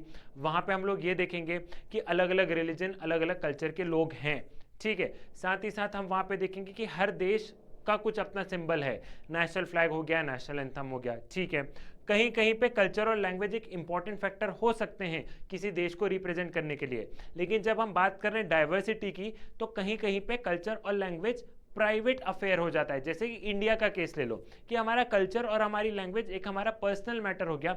जब हम पब्लिक स्पेयर की बात करेंगे तब हमारा नेशनल फ्लैग और ये सारी चीज़ें, क्योंकि डाइवर्सिटी है। हमारा कल्चर इंडिया, मेरा कल्चर पूरे इंडिया में फॉलो नहीं हो सकता ना, मुझे दूसरे का कल्चर भी तो रिस्पेक्ट करना होगा। तो यहाँ पे कुछ हो जाती है पर्सनल बिलीफ और कुछ हो जाता है क्या, पब्लिक लाइफ की चीजें। तो वैसे ही कई बार क्या होता है, कई बार हम लोग ऐसा देखते हैं कि बहुत सारी कंट्रोवर्सीज हमें देखने को मिलती है। जैसे रिलीजियस बिलीफ जो होती है वो कई बार पब्लिक लाइफ में आ जाती है। रिलीजियस बिलीफ पब्लिक लाइफ में आ गया, जैसे इंडिया में अलग अलग कल्चर है, हमें पब्लिक लाइफ में रिलीजियस बिलीफ देखने को मिल गई। एग्जाम्पल ले लेते हैं कि जैसे बहुत सारी जगह पे हमने देखा है कि जैसे सरकारी नौकरी हो गई, ठीक है, तो अगर सरकारी नौकरी हो गई तो आपको बियर्ड बहुत ज़्यादा नहीं रखना है। अगर आप बहुत ज़्यादा बियर्ड रख लोगे तो ये कहीं ना कहीं आपकी रिलीजियस बिलीफ को दिखाने लगेगा ना, नहीं, ये नहीं दिखाना है। आप ऑलरेडी गवर्नमेंट जॉब में हो, ठीक है, आप इंडिया को रिप्रेजेंट कर रहे हो, ना कि आप पर्टिकुलर कम्युनिटी को रिप्रेजेंट कर रहे हो। तो बहुत बारी ऐसा हो जाता है, बहुत बारी कैसा होता है, ये इंडिया का केस नहीं बता रहा हूँ, मैं थ्रू आउट द वर्ल्ड बता रहा हूँ। बहुत बारी ऐसा हमें देखने को मिलता है कि आपको आपके पर्सनल बिलीफ को आपके प्राइवेट अफेयर में रखना रहेगा, क्लियर है। और पब्लिक लाइफ में आपको नेशन के बारे में सोचना होगा, आपको इंडिया के बारे में सोचना होगा। अब हर कंट्री में सिटीजनशिप देने का जो क्राइटेरिया होता है वो टोटली वेरी करता है। जैसे कि इजराइल और जर्मनी हो गए, वो जब भी सिटीजनशिप देते हैं तो रिलीजन और एथनिक ओरिजिन को ध्यान में रखते हैं। इजराइल और जर्मनी जब भी सिटीजनशिप देते हैं तो वो क्या करते हैं, रिलीजन और एथनिक ओरिजिन को प्रायोरिटी देते हैं। जैसे कि जर्मनी में हमने एक समय पे देखा था कि जर्मनी में बहुत सारे टर्किश वर्कर को बुलाया गया था काम करने के लिए। अब टर्किश वर्कर जर्मनी में चले गए, भैया काम कर रहे हैं, उनके बच्चे वहीं पे पैदा हो गए। अब जर्मनी में वहां की सरकार ने उनको क्या किया, सिटीजनशिप नहीं दे दिया, तो एक सिटीजनशिप नहीं दी, ठीक है। तो एक क्वेश्चन मार्क आया, जर्मनी ने बोला कि हम नहीं देंगे भले तुम हमारे यहाँ पे इनके बच्चे पैदा हुए हों।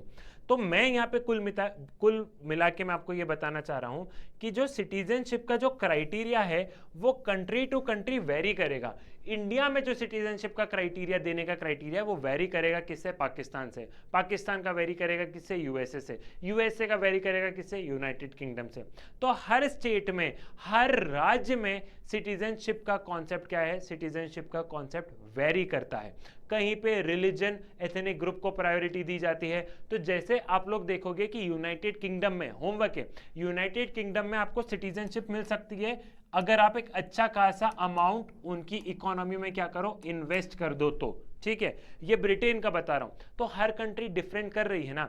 तो जब अगर हमारे देश पे क्रिटिसिज्म आ रहा है कि इंडिया सिटीजनशिप देने के लिए ये क्राइटेरिया लगा रही है, तो क्वेश्चन उन पे भी जाता है, भैया कि तुम्हारे इधर भी तो अलग अलग क्राइटेरिया है, तो इंडिया अपना सिटीजनशिप का क्राइटेरिया दूसरा क्यों नहीं रख सकता है।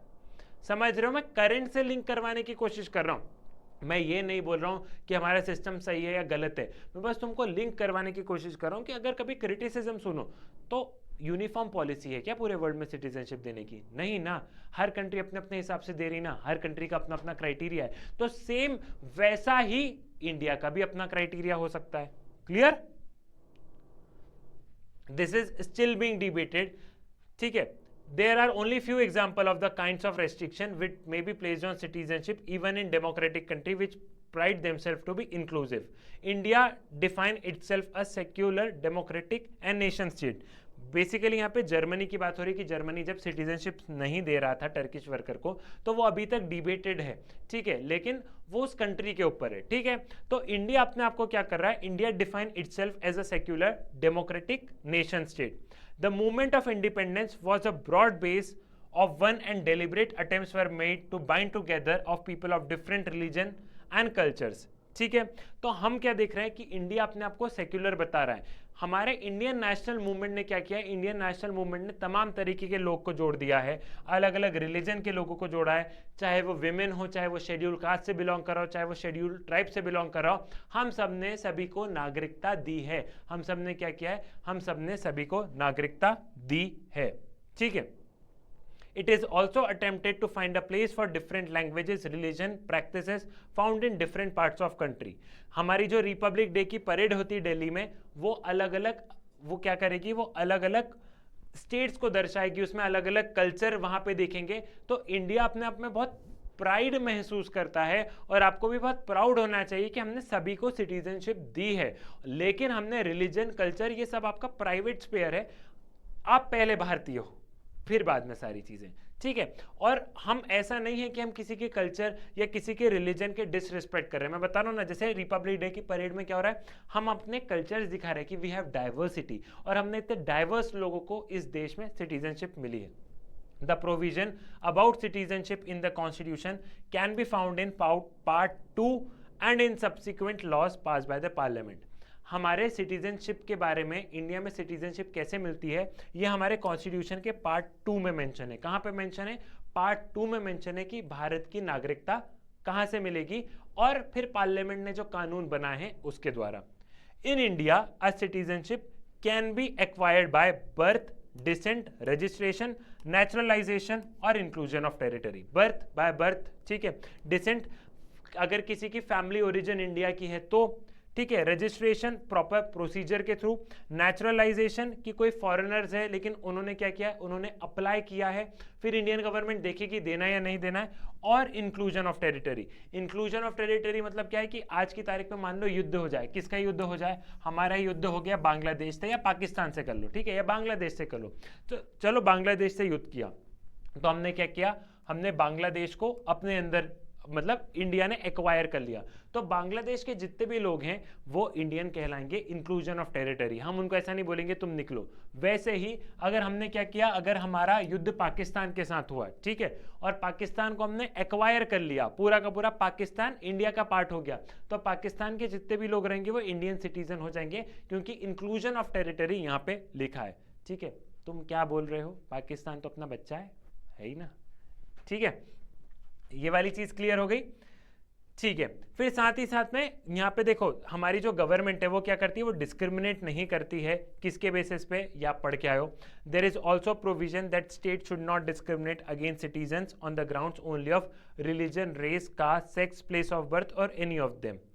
The right of religion and linguistic minorities are also protected. Unit 2 याद करो, कौन सा, इंडियन कॉन्स्टिट्यूशन नेटवर्क का, उसमें मैंने बताया था कि हमने लैंग्वेज, रिलीजन, जो माइनॉरिटीज़ हैं, हमने इन सब की सारी चीज़ें प्रोटेक्ट करके रखी। कैसे कि अपने एजुकेशनल इंस्टीट्यूशन ओपन कर सकते हैं। सरकार किसी भी तरीके का क्या कर रही है, सरकार किसी भी तरीके का डिस्क्रिमिनेशन नहीं कर रही है। तो बेसिकली देखो, सिटीजनशिप एंड स्टेट में मैं क्या बता रहा हूँ, सिटीजनशिप एंड स्टेट में मैं ये बता रहा हूँ कि कोई भी नेशन सिटीजन के बिना खाली है, ठीक है, और सिटीजन को एक नेशन की नागरिकता होनी जरूरी है। हर कंट्री की नागरिकता, हर कंट्री को सिटीजनशिप कैसे मिलती है, या कोई भी सिटीजन को किसी भी कंट्री की सिटीजनशिप कैसे मिलती है, वो हर कंट्री के रूल्स वेरी करते हैं। यूएसए का रूल इंडिया से कंप्लीटली डिफरेंट रहेगा।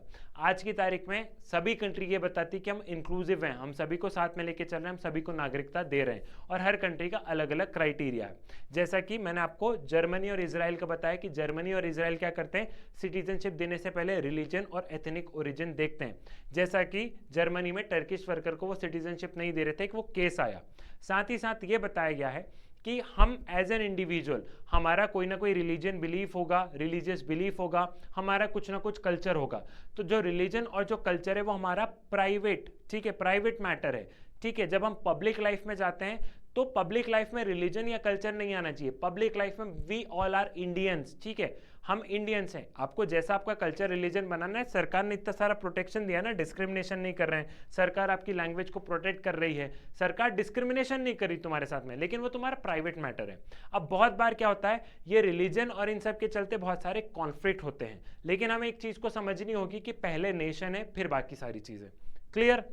वैसे ही इंडियन कॉन्स्टिट्यूशन में सिटीजनशिप का पार्ट 2 में मेंशन है, ठीक है, पार्ट 2 में मेंशन है। और इंडिया में सिटीजनशिप कैसे मिलती है? बर्थ, डिसेंट, रजिस्ट्रेशन, नेचुरलाइजेशन और इंक्लूजन ऑफ टेरिटरी के माध्यम से सिटीजनशिप मिलती है। रिसेंटली पार्लियामेंट ने क्या किया था? पार्लियामेंट ने सिटीजनशिप अमेंडमेंट एक्ट लेके आई थी। उसमें क्या है कि जो भी हमने बात की थी कि हमारे पड़ोसी देश जो भी हैं, ठीक है, इनमें क्या है, इनमें इनके यहाँ जो भी माइनॉरिटीज हैं, मतलब पाकिस्तान में जो भी माइनॉरिटी में है, उनको इंडिया क्या करेगा? उनको एक तरीके से इंडिया सिटीजनशिप दे सकता है। जैसे कि आपने देखा होगा कि वहाँ पे स्पेसिफिकली सिटीजनशिप अमेंडमेंट एक्ट में सारी चीज़ें मेंशन की थी।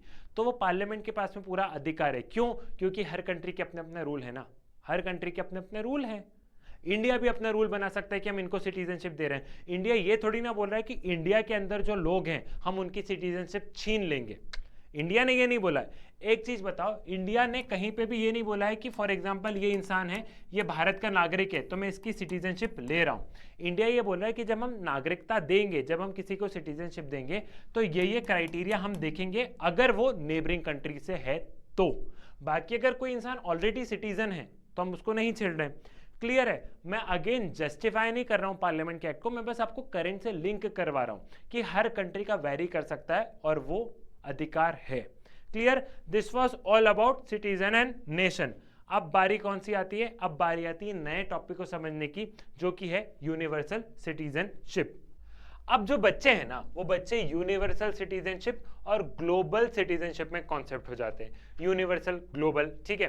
तो यहाँ पे आप लोग क्या हो जाओगे? आप लोग कंफ्यूज हो जाओगे। और ये दोनों लास्ट टॉपिक्स हैं, मतलब ये लास्ट सेकंड टॉपिक है। इसके बाद वाला टॉपिक कौन सा है? इसके बाद वाला टॉपिक है ग्लोबल सिटीजनशिप, ठीक है।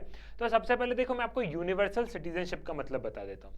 यूनिवर्सल सिटीजनशिप मतलब कि इस विश्व में जितने भी लोग हैं उन सबको नागरिकता मिलनी चाहिए। ऐसा मान लो कि जैसे इंडिया में हम लोग क्या बात करते हैं? यूनिवर्सल अडल्ट सफरेज की बात करते हैं कि जो भी 18 साल से ऊपर का है उन सबको राइट टू वोट होना चाहिए। तो इस विश्व में जितने भी लोग हैं उन सारे लोगों को क्या, उन सारे लोगों को सिटीजनशिप मिलनी चाहिए। इसका मतलब ये नहीं है कि पूरे विश्व में जितने भी लोग हैं उन सबको एक ही सिटीजनशिप मिल जाए। पूरे वर्ल्ड में जितने भी लोग हैं उन सबको एक ही सिटीजनशिप मिल जाए, उसको हम बोलेंगे ग्लोबल सिटीजनशिप। लेकिन इस वर्ल्ड में जितने भी लोग हैं उन सबको सिटीजनशिप मिले, वो है यूनिवर्सल सिटीजनशिप। मतलब मान लो कोई यूएसए में रह रहा है तो उसको यूएसए की सिटीजनशिप मिल जाए, कोई इंडिया में रह रहा है तो उसको इंडिया की मिल जाए, कोई पाकिस्तान में रह रहा है उसको पाकिस्तान की मिल जाए। ये हो गया यूनिवर्सल सिटीजनशिप का कॉन्सेप्ट कि इस विश्व में जितने भी लोग हैं उन सबके पास नागरिकता होनी चाहिए। और ग्लोबल सिटीजनशिप का मतलब क्या है? ग्लोबल सिटीजनशिप का मतलब यह है कि पूरे वर्ल्ड में एक ही सिटीजनशिप हो, that is global citizenship. Global citizenship को अपन और थोड़ी सी देर में समझते हैं, 2-4-5 मिनट पे। यूनिवर्सल सिटीजनशिप का बेसिक मतलब आपको यहां पर समझ में आ गया होगा, ठीक है। So when we think of refugee और इलीगल माइग्रेंट्स, मेनी इमेज में come to mind. One may be of people of Asia और Africa who have paid agents to smuggle them into Europe और अमेरिका। डंकी मूवी देखिए, शाहरुख खान वाली। तो Dunki movie में क्या होता है? डंकी मूवी में वही कि सब लोग जाते रहते, कहाँ उनको जाना है, उनको देश में ही भूल के, पता नहीं ब्रिटेन जाना है, कनाडा जाना है, ठीक है। तो डंकी मूवी में बेसिकली क्या है कि लोग एजेंट को पैसा दे रहे कि भैया तुम मुझे बस वहां पे पहुंचा दो, उस देश में वहां पहुंचा दो। तो सेम वैसे भी हम लोग देख रहे हैं कि आज की तारीख में वर्ल्ड में बहुत ज्यादा रेफ्यूजी, इलीगल माइग्रेंट्स हैं, और इन सबको सिटीजनशिप को लेके कि ये किसके नागरिक रहेंगे। वही मैंने आपको एग्जांपल बताया कि इंडिया है फॉर एग्जांपल, और यहाँ पे बांग्लादेश हो गया, यहाँ पे म्यांमार हो गया। तो म्यांमार से रोहिंग्या मुस्लिम बांग्लादेश में आए, बांग्लादेश से इंडिया में आए या वापस इधर गए, तो ये किसके नागरिक हुए? अब ये लोग जान करके थोड़ी ना भाग के आए। ये लोग क्यों आए? क्योंकि इनका कहना है कि यहाँ पे हमारे साथ में क्या हो रहा था, यहाँ पे हमारे साथ में प्रोसिक्यूशन हो रहा था, हमें प्रताड़ित किया जा रहा था, हमको यहाँ पे डर लग रहा था, तो हम भाग के कहाँ पे आ गए? हम भाग के इंडिया आ गए। समझ रहे हो? अब इंडिया अगर ऐसे ही सबको शरण देने लग जाए, सबको बोलो कि सर ह्यूमैनिटेरियन ग्राउंड पे दे देना चाहिए, कहाँ लाखों लोग चले जाएंगे, सर उनका क्या होगा? बिल्कुल आपका पॉइंट या आपका कंसर्न सही है, लेकिन अगर ऐसे 100, 200, 300, 400, 500 होंगे तो ठीक है, लाखों में अगर लोग आने लग गए तो बेटा हमारा इकोनॉमी, हमारी सोसाइटी नहीं हिल जाएगी, हमारा डेमोग्राफिक डिविडेंड नहीं हिल जाएगा। सवाल है ना। वैसे ही तो ये जो सारी चीजें हैं, ये सारी चीजें क्या है, ये सारी चीजें में एक सवाल है कि कैसे होगा, कैसे नहीं होगा, ठीक। But although many states have supported the idea of universal and inclusive citizenship, each one of them also fixes criteria for grant of citizenship. These will generally be written into constitution and laws of country. State use their power to keep unwanted visitor out. However, in spite of restrictions, even the building of walls or fences, considerable migration of people will take place. अब क्या होता है, बहुत सारे state wall भी बना रहे हैं। जैसे सबसे अच्छा एग्जांपल मैं इसमें क्या दूंगा, रीसेंट एग्जांपल अगर मैं आपको दूं तो यूएसए के जो प्रेसिडेंट है डोनाल्ड ट्रंप, उन्होंने क्या बोला कि यूनाइटेड स्टेट्स और मैक्सिको बीच में दीवार बना देंगे। चलो तुम दीवार बना भी दोगे, लोग कूद के आ जाएंगे, आ ही रहे हैं। क्या दीवार बनाने से, क्या एक वो दीवार बनाने से माइग्रेंट्स रुक गए? नहीं रुके। तो बहुत सारे स्टेट्स बहुत सारी पॉलिसीज लेके आ रहे हैं, लेकिन फिर भी ये प्रॉब्लम तो बना हुआ है, ठीक है, ये प्रॉब्लम तो बना हुआ है। अब ऐसे चलते क्या होता है, इन लोगों को कैंप में रहना पड़ता है। फॉर एग्जांपल ऐसा नहीं है, जैसे फॉर एग्जांपल ऐसा मत समझो जैसे ये इंडिया है, ठीक है, यहां से मान लो लोग भाग के आए, तो इंडिया में हम फिर इन लोगों को कहां रखेंगे, हम इन लोगों को रखेंगे कैंप्स में। लेकिन ये लोग घूम नहीं सकते, इनके पास राइट्स नहीं है, इनके पास बहुत सारी चीज नहीं है। कैंप में खाना पीने दिए जा रहे हैं, बस यही सारी चीजें चल रही है। हम इनको वापस भी भेज रहे हैं तो ये जा नहीं रहे, और हम इनको सिटीजनशिप दे नहीं सकते। ऑल्दो ये लोग, बहुत सारे लोग सिटीजनशिप के लिए अप्लाई करते हैं, लेकिन इंडियन गवर्नमेंट या वर्ल्ड की कोई भी गवर्नमेंट प्रॉपर स्टडी करती ना। आज तुम यूनाइटेड स्टेट्स ऑफ अमेरिका की मान लो सिटीजनशिप के लिए अप्लाई कर दोगे, तो अप्लाई करते से ही सिटीजनशिप मिल जाएगी क्या? वहां की सरकार, वहां के एडमिनिस्ट्रेशन को तो देखना पड़ेगा ना, समझ रहे हो? तो हर स्टेट का सिटीजनशिप का ग्रांट करने का तरीका अलग अलग है, इंडिया का अलग है, यूएसए का अलग है, मैंने पहले भी बताया है। तो ये बिल्कुल सिटीजनशिप के लिए अप्लाई करते हैं और गवर्नमेंट सिटीजनशिप देती भी है, लेकिन कई बार सालों साल लग जाते हैं, कई बार जनरेशन हो जाती है, और कई बार सिटीजनशिप नहीं मिलती है, क्योंकि ऐसे हम कितने लोगों को सिटीजनशिप देंगे। लेकिन अब मैं आपको जैसे एक एग्जांपल बता देता हूं कि India prides itself on providing refugee to prosecuted people as we did in Dalai Lama and his followers in 1959। तो यहाँ पे हमने क्या देखा कि जब तिब्बत, चाइना, यहाँ पे जब चाइना है तो चाइना में यहाँ पे तिब्बत एरिया में जब चाइना ने बोला तिब्बत हमारा पार्ट है, और यहाँ के लोग बोले कि नहीं हमको चाइना का पार्ट नहीं होना है, तो ये लोग भाग के कहाँ पे आए, ये लोग इंडिया आए, और इंडिया ने इनको यहाँ पे सिटीजनशिप दी है। एग्जांपल दलाई लामा और उनके फॉलोअर्स को कुछ को सिटीजनशिप दी है। तो ऐसी बात नहीं कि हम सिटीजनशिप देते ही नहीं है, सिटीजनशिप मिलती है, लेकिन हमारी सिक्योरिटी, हमारी इकोनॉमी, तमाम तरीके के क्वेश्चन मार्क है। और ये प्रॉब्लम इतनी बड़ी है कि जो यूनाइटेड नेशंस है, यूनाइटेड नेशन ने क्या किया, एक United Nation has appointed a high commissioner for refugee to try to help them out.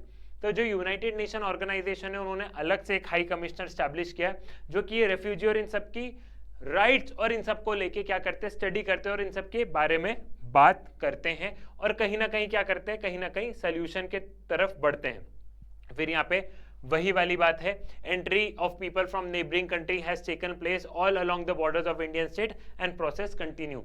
आज भी इंडिया में हम कितनी भी कोशिश क्यों नहीं कर ले, आज भी इंडिया में लोग आ रहे हैं, पाकिस्तान से लोग आ जाते हैं, बांग्लादेश से लोग आ जाते हैं, ठीक है, म्यांमार से लोग आ जाते हैं। तो ये तमाम तरीके की चीजें आज भी चल रही है, ठीक, समझ में आ गया? ये वही वाली स्लाइड है, इसको आप रीड कर लो जो कि मैंने आपको समझाया है, ठीक है। The problem of stateless people is an important one confronting the world today. Borders of the state are still being redefined by war or political dispute. For the people caught in such dispute, the consequences may be severe.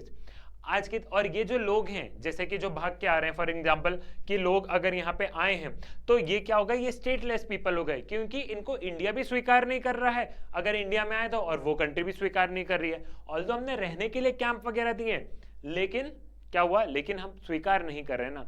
और इन लोगों की भी देखो मजबूरी है, कई लोग तो ऐसे भाग के जाते हैं जो टेररिस्ट वगैरह है, लेकिन आप लोग कई बार देखते हो कि वॉर वाली सिचुएशन आ जाती है, तो लोगों को मजबूरी से भी भागना पड़ता है। तो कई ऐसा भी नहीं है कि ये भी एकदम जानबूझ के, कुछ लोग जानबूझ के आते हैं और कुछ लोगों की मजबूरी भी रहती है। तो मैंने वही बताया कि हर कंट्री का अपना अपना क्या है, अपना अपना स्टैंडर्ड है सिटीजनशिप देने का, और वो अपने अपने स्टैंडर्ड से सिटीजनशिप देती है, कुछ को मिल पाती है, कुछ को नहीं मिल पाती है।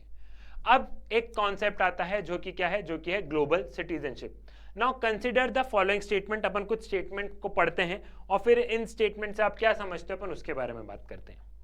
There were an outpouring of sympathy and help for the victim of tsunami, which affected a large number of countries in South Asia in 2004. International networks like Terrorist Today, the United Nations is working with different states to try and prevent the spread of bird flu and possible emergence of human viral pandemic. What is common to the statement given above? What do they tell us about the world in which live today? आप क्या समझ रहे हो? हम एक statement में देख रहे हैं कि सुनामी आई और पूरे वर्ल्ड एक तरीके से क्या करने दिखा, सिंपैथी दिखाने लग गया। एशियन कंट्री में सुनामी आई थी इंक्लूडिंग इंडिया, ठीक है, साउथ एशियन में। फिर हमने क्या देखा कि जो टेररिज्म है, टेररिज्म की कोई बाउंड्री है क्या? कहीं आज यहां धमाका हुआ, कल को जाके वहां धमाका हुआ, आगे जाके किसी दूसरी कंट्री में धमाका होगा, तो टेररिज्म की कोई बाउंड्री है क्या? नहीं है ना। वही यहाँ पे बर्ड फ्लू की बात आई है, जैसे यूनाइटेड नेशंस बर्ड फ्लू के लिए काम कर रही है। मैं तो बर्ड फ्लू 2 मिनट भूलो, कोविड-19 आया, ठीक है, कोरोना आया, तो कोरोना किसी एक बाउंड्री पे रेस्ट्रिक्ट रहा क्या? वो तो वर्ल्ड की हर कंट्री में फैला कि नहीं फैला। तो आप इन 3 स्टेटमेंट से क्या समझे हो? आप इन 3 स्टेटमेंट से ये समझो कि हम इंटरकनेक्टेड वर्ल्ड में रहते हैं, ठीक है, कि कहीं पे भी कुछ भी होगा उसका इंपैक्ट हमारे देश पर पड़ेगा ही पड़ेगा। कोविड-19 आया तो हमें इंपैक्ट पड़ा। टेररिज्म में मान लो अगर आज बम धमाका अगर फ्रांस में हुआ है तो उसका इंपैक्ट इंडिया पे भी पड़ेगा, क्योंकि हमें भी डर रहेगा कि आज फ्रांस में हुआ है, कल हमारे यहाँ भी तो हो सकता है। अच्छे से एक एग्जांपल बताता हूं तुमको कि इंडिया को जब से आज़ादी मिली है, इंडिया हमेशा टेररिज्म का मुद्दा उठाते रहा है, क्योंकि हमारा इतना प्यारा नेबर सुंदर सा पाकिस्तान है ना, पाकिस्तान की देन है। तो कहीं ना कहीं हम बार बार क्या कर रहे हैं, हम बार बार टेररिज्म का हमने वर्ल्ड लेवल पर मुद्दा उठाया। तो जो यूनाइटेड स्टेट्स ऑफ अमेरिका है ना, वो पहले हम पे बहुत हंसता था, अरे टेररिज्म जैसी कोई चीज नहीं होती, इंडिया तो बुद्धू बना रहा है, अरे टेररिज्म जैसी कोई चीज नहीं होती है, इंडिया तो पाकिस्तान और इंडिया के मैटर है, तो वो बोल रहा है ये वर्ल्ड लेवल है, ये कोई वर्ल्ड लेवल पर टेररिज्म नहीं है, टेररिज्म सिर्फ इंडिया और पाकिस्तान के बीच में इनकी आपस की लड़ाई है। लेकिन जब यूनाइटेड स्टेट्स ऑफ अमेरिका पे हमला हुआ तो उन लोगों को क्या लगा? उन लोगों को लगा डर, और उस दिन से लेके आज तक टेररिज्म वो भी यही करते रहते हैं, समझो। तो मैं वही बता रहा हूं, कुछ कुछ स्टोरीज आपको जाननी जरूरी होती है, वही बता रहा हूं कि हम इंटरकनेक्टेड वर्ल्ड में हैं। आज हमारे पास कम्युनिकेशन में इंटरनेट, टेलीविजन, फोन कॉल्स, इन सब ने हमारी लाइफ को टोटली बदल दिया है। यूएसए में कुछ भी हो रहा होगा तो उसका इंपैक्ट इंडिया में पड़ेगा, ठीक है। और ये जो न्यू मोड्स ऑफ कम्युनिकेशन है, इन सब ने चीजें बदल दी है। और हम आप पढ़ोगे नेक्स्ट उसमें, मतलब 12th क्लास में पढ़ोगे ग्लोबलाइजेशन वाले चैप्टर में, कि पूरा वर्ल्ड जो है वो क्या हो गया, एक उसको हमने टर्म दिया है जिसको कि हम बोलते हैं ग्लोबल विलेज। पूरा वर्ल्ड एक तरीके से क्या हो गया, पूरा वर्ल्ड एक तरीके से ग्लोबल विलेज, हम सब ग्लोबल विलेज के पार्ट हो गए। तो जब पूरा वर्ल्ड इंटरकनेक्टेड है तो क्यों ना ग्लोबल सिटीजनशिप की बात कर ली जाए, क्यों ना पूरे वर्ल्ड में सबको एक ही नागरिकता दे दी जाए कि हम इस अर्थ पर रह रहे हैं, हम इतनी खूबसूरत पृथ्वी पर रह रहे हैं, तो हम सबके पास एक ग्लोबल सिटीजनशिप का कॉन्सेप्ट हो। सुनने में बहुत अच्छा लग रहा है, प्रैक्टिकली पॉसिबल है? अभी तो नहीं है, आगे की किसी को भी नहीं पता, आने वाले 10, 15, 20, 25 साल तो नहीं है, क्योंकि अगर ग्लोबल सिटीजनशिप देने लग गए तो जो एरिया डेवलप रहेगा सारे के सारे लोग वहीं चले जाएंगे, समझ रहे हो। Supporters of the global citizenship argue that although a world community and a global society does not yet exist, people already feel linked to each other across national boundary. They would say that outpouring of help from all parts of the world for the victim of Asian tsunami and major calamity is a sign of emergence of global society. They feel that we should try to strengthen this feeling and work toward the concept of global citizenship. The concept of national citizenship assumes that our state can provide us with the protection and rights which we indeed need to live with dignity in the world today, but states today are faced with many problems which cannot be tackled by themselves. तो वही वाली बात है, जो supporters हैं global citizenship के, वो क्या बोल रहे हैं कि पूरे वर्ल्ड में ग्लोबल सोसाइटी की इमर्ज हो चुकी है, ठीक है। और बहुत सारी चीजें ऐसी हो रही है जो कि नेशनल गवर्नमेंट नहीं कर पा रही है, हमें नेशनल गवर्नमेंट राइट दे रही है। ठीक है, फंडामेंटल राइट्स मिल गए हैं, तुम्हारे पास भी है, मेरे पास भी है, हम सबके पास बहुत सारे राइट है, क्योंकि हम एक नेशन के पार्ट हैं, हम एक नेशन के सिटीजन हैं। लेकिन इसके बावजूद बहुत सारी चीजें ऐसी है जहां पे कि हमारी सरकार कुछ भी नहीं कर सकती। अगर सरकार कर सकती तो इतने बम धमाके हो रहे रोक सकती थी ना, फिर भी हुए कि नहीं हुए। अगर सरकार चाहे तो कोविड-19 को रोक देती, फिर भी फैला कि नहीं फैला। ये एक एग्जांपल है कि बहुत सारी चीजें जो कि बियॉन्ड गवर्नमेंट कंट्रोल हो चुकी है आज की तारीख में 21st सेंचुरी में। और जैसे जैसे आर्टिफिशियल इंटेलिजेंस आएगा, जैसे जैसे टेक्नोलॉजी और बढ़ेगी, और बहुत सारी चीजें ऐसी होगी जो कि गवर्नमेंट के कंट्रोल में नहीं रहेगी। इस केस में we need a global governance and we need a global citizenship. ये जो ग्लोबल सिटीजनशिप के क्या है सपोर्टर्स हैं, उनका ये कहना है। Clear? In this situation are individual rights guaranteed by the state sufficient to protect the freedom of people today, or has time has come to move to concept of human rights and global citizenship? One of the attraction of the notion of global citizenship is that it might make it easier to deal with problems which extend across national boundaries and which therefore need cooperative action by the people and government of the many states. For instance, it might make it easier to find an acceptable solution to the issue of migrants, stateless people, or at least to ensure them basic rights and protection regardless their country in which they may be living. तो questions यहाँ पे बहुत सारे question है। क्या ये सही समय आ गया है? ये सही समय अगर ग्लोबल सिटीजनशिप मिली तो जो स्टेटलेस पीपल है, जो माइग्रेशन वाले मुद्दे जो कभी ना कभी किसी न किसी को प्रोसिक्यूट कर रहा है, कोई कम्युनिटी किसी न किसी को प्रोसिक्यूट करिए, तमाम तरीके के मुद्दे क्या हो जाएंगे, तमाम तरीके के मुद्दे सॉल्व हो जाएंगे और ग्लोबल सिटीजनशिप से बहुत सारी चीजें क्लियर हो जाएगी। लेकिन लेकिन लेकिन मैं बार बार बता रहा हूं कि सुनने में बहुत अच्छा लग रहा, लेकिन अगर ग्लोबल सिटीजनशिप दे दी तो काम कैसे होगा? फिर ऐसा नहीं होगा कि पूरे वर्ल्ड में जो मेजॉरिटी में रहेगा वो माइनॉरिटी को डोमिनेट कर देगा। मतलब बहुत सारे क्वेश्चन मार्क है, तभी तो ये कॉन्सेप्ट इंप्लीमेंट नहीं हो पाया ना, क्योंकि ग्लोबल सिटीजनशिप के आने से सरकार का रोल हो जाएगा कम और सरकार कभी चाहेगी भी नहीं, और ये प्रैक्टिकल इंप्लीमेंटेशन में भी समस्या है। But being an student of political science आपको ये सारे कॉन्सेप्ट्स का मतलब पता होना बहुत ज्यादा जरूरी है। ठीक है भैया, तो the concept of global citizenship remind us that national citizenship might need to be supplemented by an awareness that we live in an interconnected world and that there is a need for us to strengthen our links with the people in different parts of world and be ready to work with the people and government across the national boundary. तो भले global citizenship का concept नहीं है, लेकिन सारे लोग को aware होना होगा कि हम इंटरकनेक्टेड वर्ल्ड में हैं, हमको इंटरैक्ट करना होगा और हमें उनकी प्रॉब्लम समझनी होगी, उन्हें हमारी समझनी होगी। एक क्विक रिकैप करते हैं। सबसे पहले हमने सिटीजनशिप का इंट्रोडक्शन देखा था कि नागरिकता क्या होती है, ठीक है, इंट्रो वाले पार्ट पे देखा था। उसके बाद में मैंने आपको क्या बताया था, उसके बाद में मैंने ये बताया था full membership and equal rights की बात हुई थी। Full membership and equal rights की बात हुई थी कि यहाँ पे आप अमीर गरीब इन सब के बीच में भेदभाव मत करो। इसमें हमने ये भी बात करा था कि विद इन द कंट्री भी मैंने आपको मुंबईकर्स या कन्नडा में या मतलब कर्नाटका में जो रिजर्वेशन सरकार लेके आई थी वो वाली बात की हमने बात करी थी। ठीक है, इक्वल राइट्स में हमने क्या बात करी थी, इक्वल राइट्स एक अलग से टॉपिक था कि कैसे अर्बन और रूरल वाले एरिया में मतलब कि कैसे स्लम्स में जो लोग रह रहे हैं उनके साथ में कैसे डिस्क्रिमिनेशन हो रहा है, वही वाली चीज।